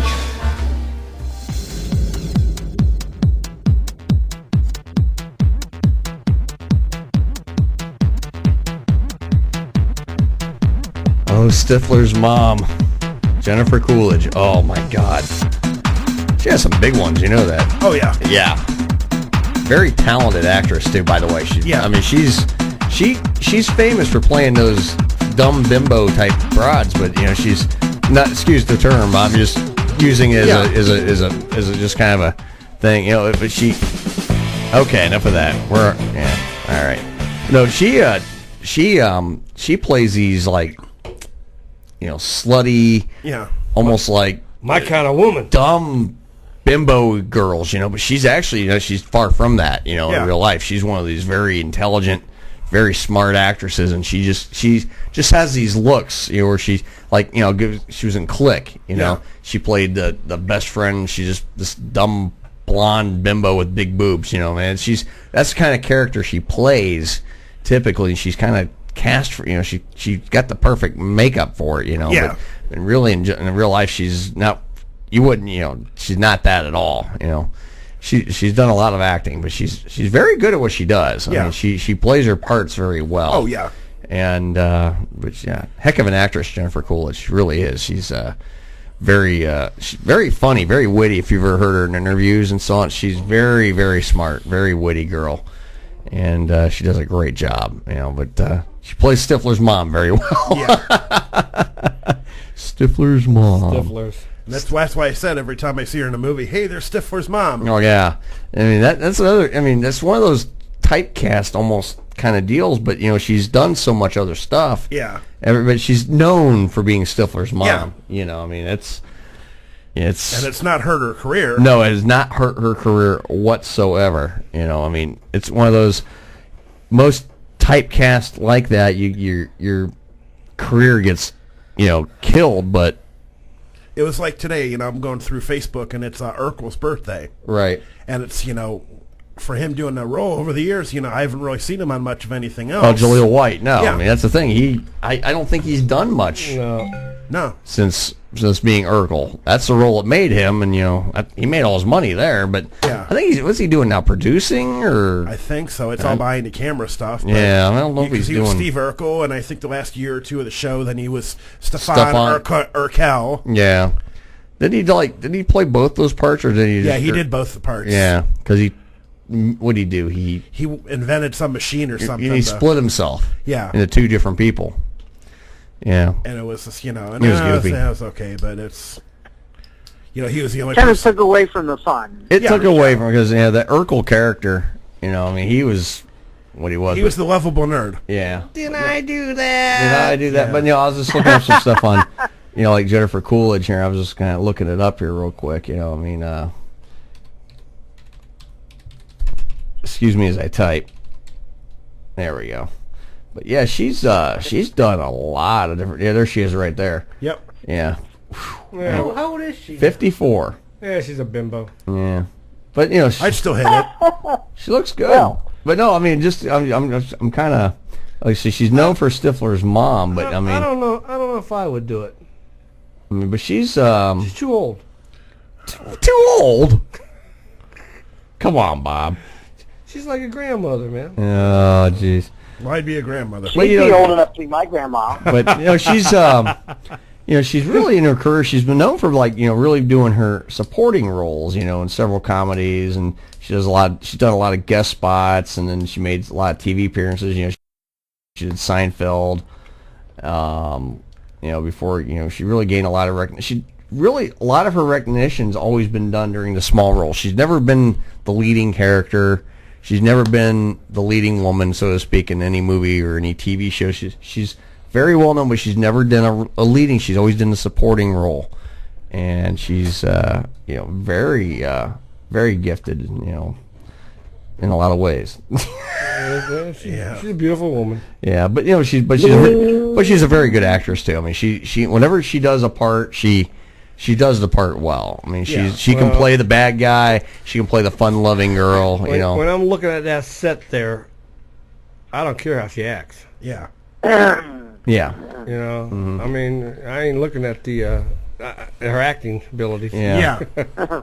Yeah. No, you're looking at her acting abilities, but just in a different way than what Bo. Right. Yeah. Right. Mm-hmm. Right. Yeah. She acts her part very well. Yeah, here we go. I'm trying to find a good picture for Bob to look at here. Well, I can see. I can see the picture. I'm trying to find a really good one for Bob. Oh, why aren't these loading up? Come on. Let's go to the ones that are in Penthouse. Yeah, she's not in Penthouse. Oh. Hustler? Okay, Hustler. No. Even better. Cherry. GQ. These are more the risque type. Did he just say GQ? Yes. She's not in GQ. Hey, I'm gonna tell you what. Maxim? She might be in Maxim. She could do Maxim. She can do Maxim. Or FHM? Yeah, FHM. Yeah. Doug, you said GQ? Gentleman Quarterly. Okay. Did he say GQ? He said GQ. Yeah, he said GQ. Wrong type of magazine, Doug. Yeah. Unless you're I was into hoping that, he said DQ, but... Oh, she could be in the DQ magazine. Do they have a magazine? Ice cream. The disqualification club, maybe. Yeah. I don't know. The DQ thing just totally lost me. Man, you lost me with the DQ thing. Doug, what are we gonna do with it? Like I said, next week. No, I said GQ. No, we're changing it for you to DQ. Yeah. Yeah. On that note. Yeah. Oh man. Oh jeez. Yeah. Next week we are On gonna. that note, what about next week? We already talked about it, but we'll talk about it again. And Mike's boring me. Short-term memory It's loss. beginning to look a lot like Christmas. I'm not boring you. I will never drill a hole in you. Never. Okay, good. Where the hell did that come from? That's what boring is. Boring. BOARING, not BORING. Oh, I do that too. Yeah. No, don't do it. Don't do it, Mikey. Don't do it. Don't do it. Don't do it. Please don't do it. It's been a long day. Oh, Yeah, apparently so. How long have you been? Wait a minute. What time do you get up? Like 3? No, I was feeling like crap all day. Oh, well, you smelled like crap all day too. Yeah, I'll tell you what. it's been. I got up at 8 o'clock this morning. I was at the Suma First Energy Suma Infocision Stadium, Suma Field, at 10. The game's at noon. I left there at 3:30. I went across the street to a little watering hole because I had to be over at the Jar Arena about 5. Right. So I haven't been home yet since 8 o'clock this morning. I'm getting tired myself. Bob was on a he was on a real roll today with sports. But, what'd you call the arena? I'll tell you what, though. The Jar Arena, James A. Rhodes Arena. James A. Rhodes. The Jar. Oh, the Jar. Oh, I thought you were talking about the Q. No. Do you mean the gun arena? Yeah. Yeah. A gonorrhea? I thought you called it something different. Diarrhea. No, the University of Akron's field house is called the Jar Arena. James A. Garfield. James A. Garfield. Yeah. Wow. Going back some years. James Rhodes. Yeah. James A. Rhodes Arena. I saw Nirvana play there. He was the governor at the time of the Kent State shootings. Right. Oh, okay. Yeah. Now, does it look like a jar? No. So we just called it Jar. But it's real for a Division I school. I don't know if you've ever been up there. For Division I school, it's probably the smallest field house of any of the Division I basketball programs. Yeah, because the Mac Center in Kent's way bigger. Yeah. Well, it only holds about 6,500. Yeah. Yeah. Well, I remember whenever Akron was in the MAC. I went to Marshall. And at that time they were still in the MAC. Like 2006 to 8. Well, that when Marshall was in the MAC. Yeah, right. Yeah, and Marshall Camp Henderson Center. That only seats about 9,000. Really? I mean, yeah, the Big Sandy Superstore Arena, which is like the Civic Arena downtown. Right. Albeit it's like 5 blocks away. Like their seating capacity is like 500 people more. It's not like I don't know. I mean, like there are talks that they may want to go ahead and like build a new, basketball arena or renovate it because it's been around for over 30 years, but it's very run down. Yeah, you see, they've talked about building a new arena here in Akron, but you know what? They can't even 6,900 people. They can't even get half that in that arena. That's the thing. I was down there tonight. No, they can't. I was down there tonight I think it was 3,400. They don't draw, and they want to build a brand new arena. Of course, they're saying that they're going to have concerts and stuff downtown. But, well, that's the thing. It's one of those.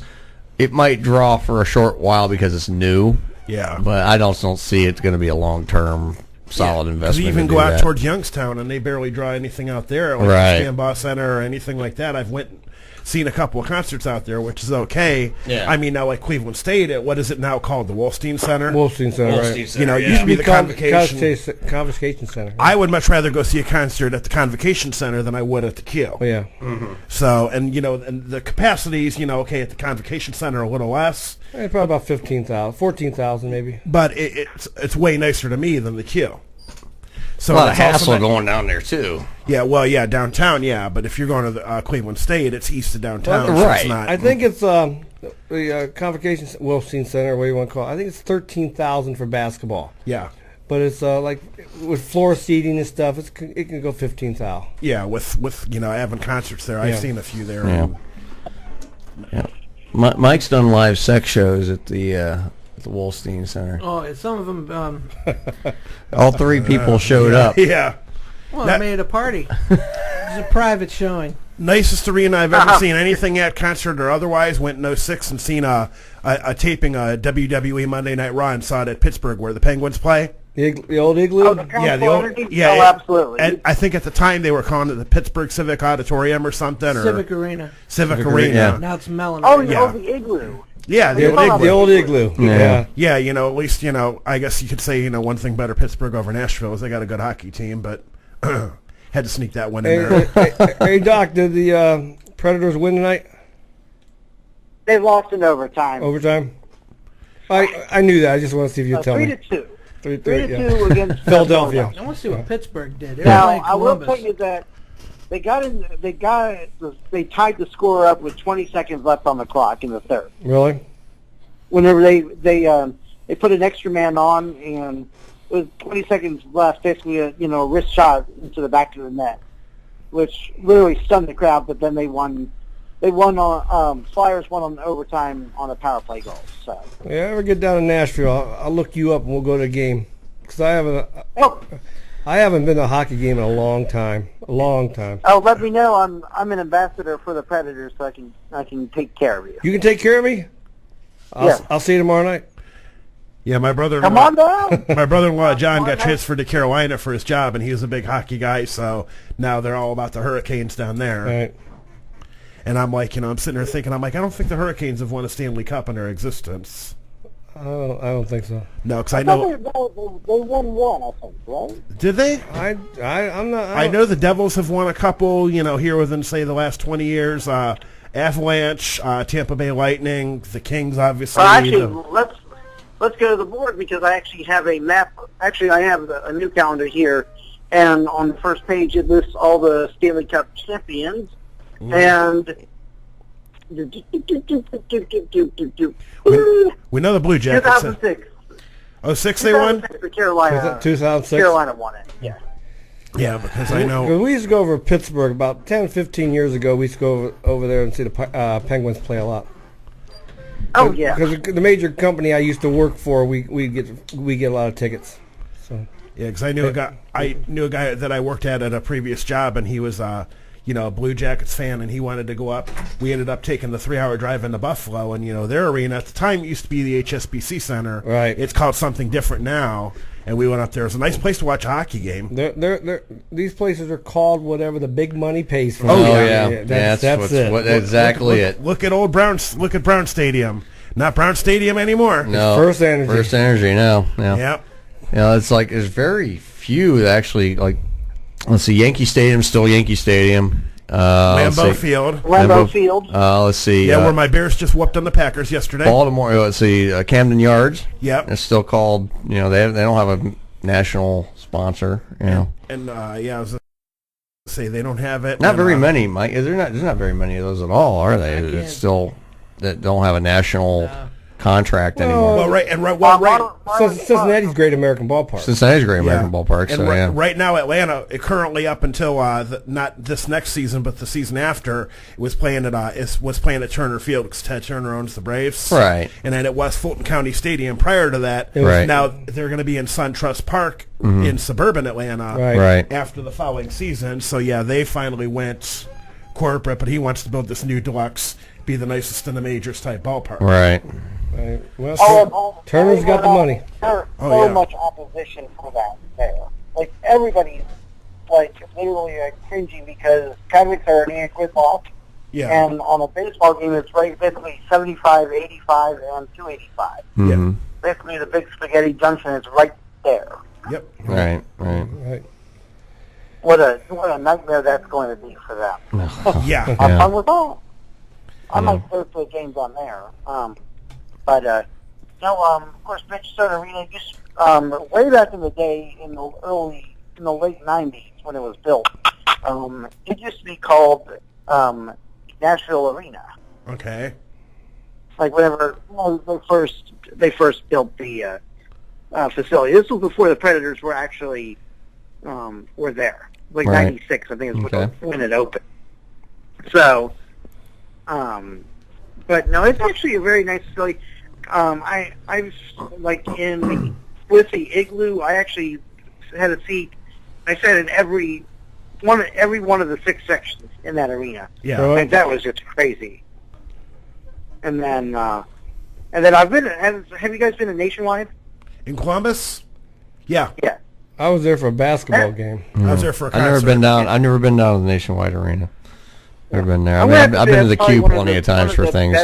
But probably one of the best arenas I've ever been in. Yeah. Well, it's a beautiful facility. Oh yeah, no doubt about that. It was very, very well done. Yeah. The Rose Garden, or I think it's called the Modo Center now, up in Portland.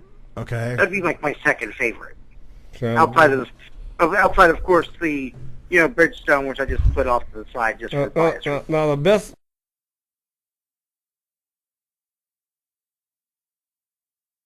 This park in Topeka, Kansas. Yeah. Yeah, tell me somebody is not a little bit biased there. Tell me a little bit about that ballpark, Bob. Is it a nice little park? I mean, as far as the seating and all that, and well, the seating what was it like? The seating's about 2,200. 2,200. Okay, I was going to say it couldn't have been more park. it couldn't have been more than 3,000. I was going to say. Yeah, it's about 2,300. They're going to bring in more seating as the season goes on. And see how the crowds. What would they use it before for that? It was a colleges used it. It was okay. It was collegiate field over there. Okay. The Woodbat Summer League is what they used it. Oh, okay. They built that 2009. I mean, it's a beautiful park. It's got artificial turf and everything. Oh, yeah? It's a beautiful park. Nice. How'd you say it compares to Anal Park? I mean, Canal Park and Anal Park. Yeah. Oh no, it's Canal Park is a major league park compared to ours. Compared to that, yeah. Topeka, yeah. You said Anal Park. Yeah, because I remember when it first opened and the sea burned out and you know they didn't replace it for like a month because they didn't know. Nobody said nothing to them. Yeah. So you're driving by and it says Anal Park. Anal Park. Yeah, I remember that. Where Mike's was I? Mike's like, where is that place at? I want to go. No, I'll tell you what. Actually, I have a question for Bob. Was your team ever what division of baseball is that in? It's going to be AAA or no, it's low A. It's short season low A.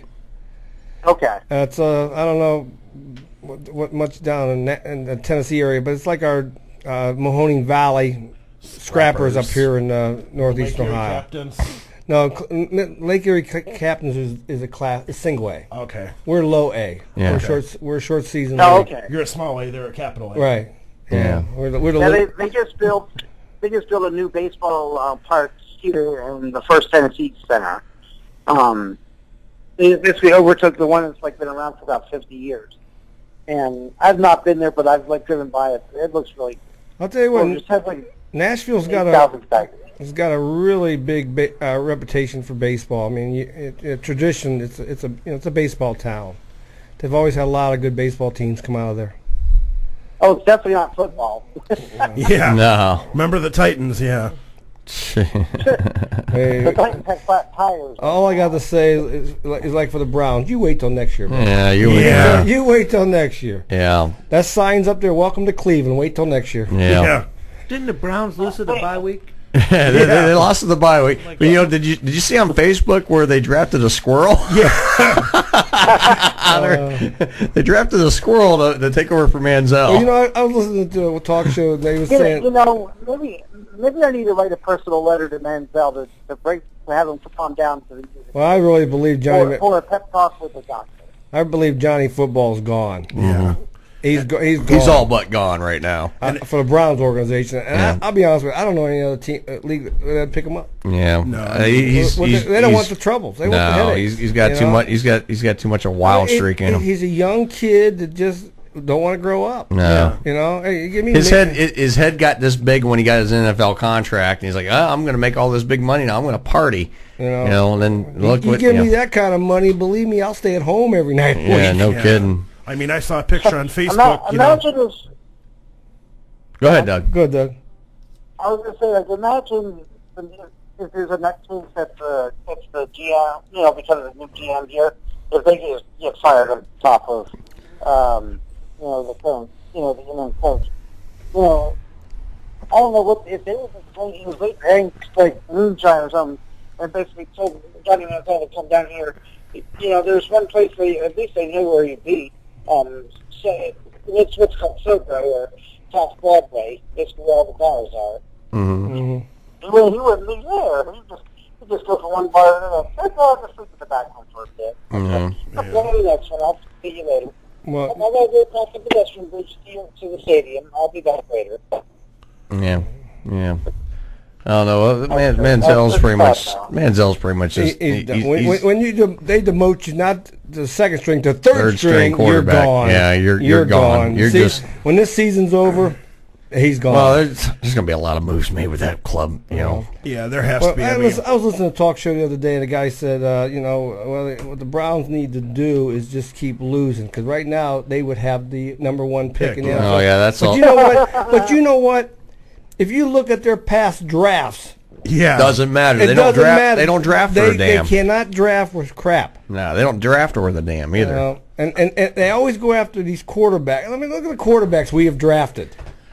Brandon Whedon. Charlie Fry. Yeah, you know, I was saying about that last night, like with Cam Newton. They bypassed looking at Cam Newton to get Charlie Fry. Yeah. How smart was that? You know, I mean, it just tells you how good of the drafting. Down at the game today, of course, they put him on the Wall of Fame down. Of course they did. Well, The Akron U guy made it big, but yeah, I saw a picture on Facebook. They had a preview when Pettin's gone, who might be the Browns' next coach, and they showed Henry Winkler from The Waterboy with this idiot's guide coaching football. That's probably about right too. Yeah, the one thing about I think he's a very good coach. I just don't think he's strict enough. I just don't think he's head coaching material. I don't think he's got the control that is led to. I think he's a puppet. Yeah, I think he's a puppet. I think Farmer and Haslam's got all the control. I think he's a puppet.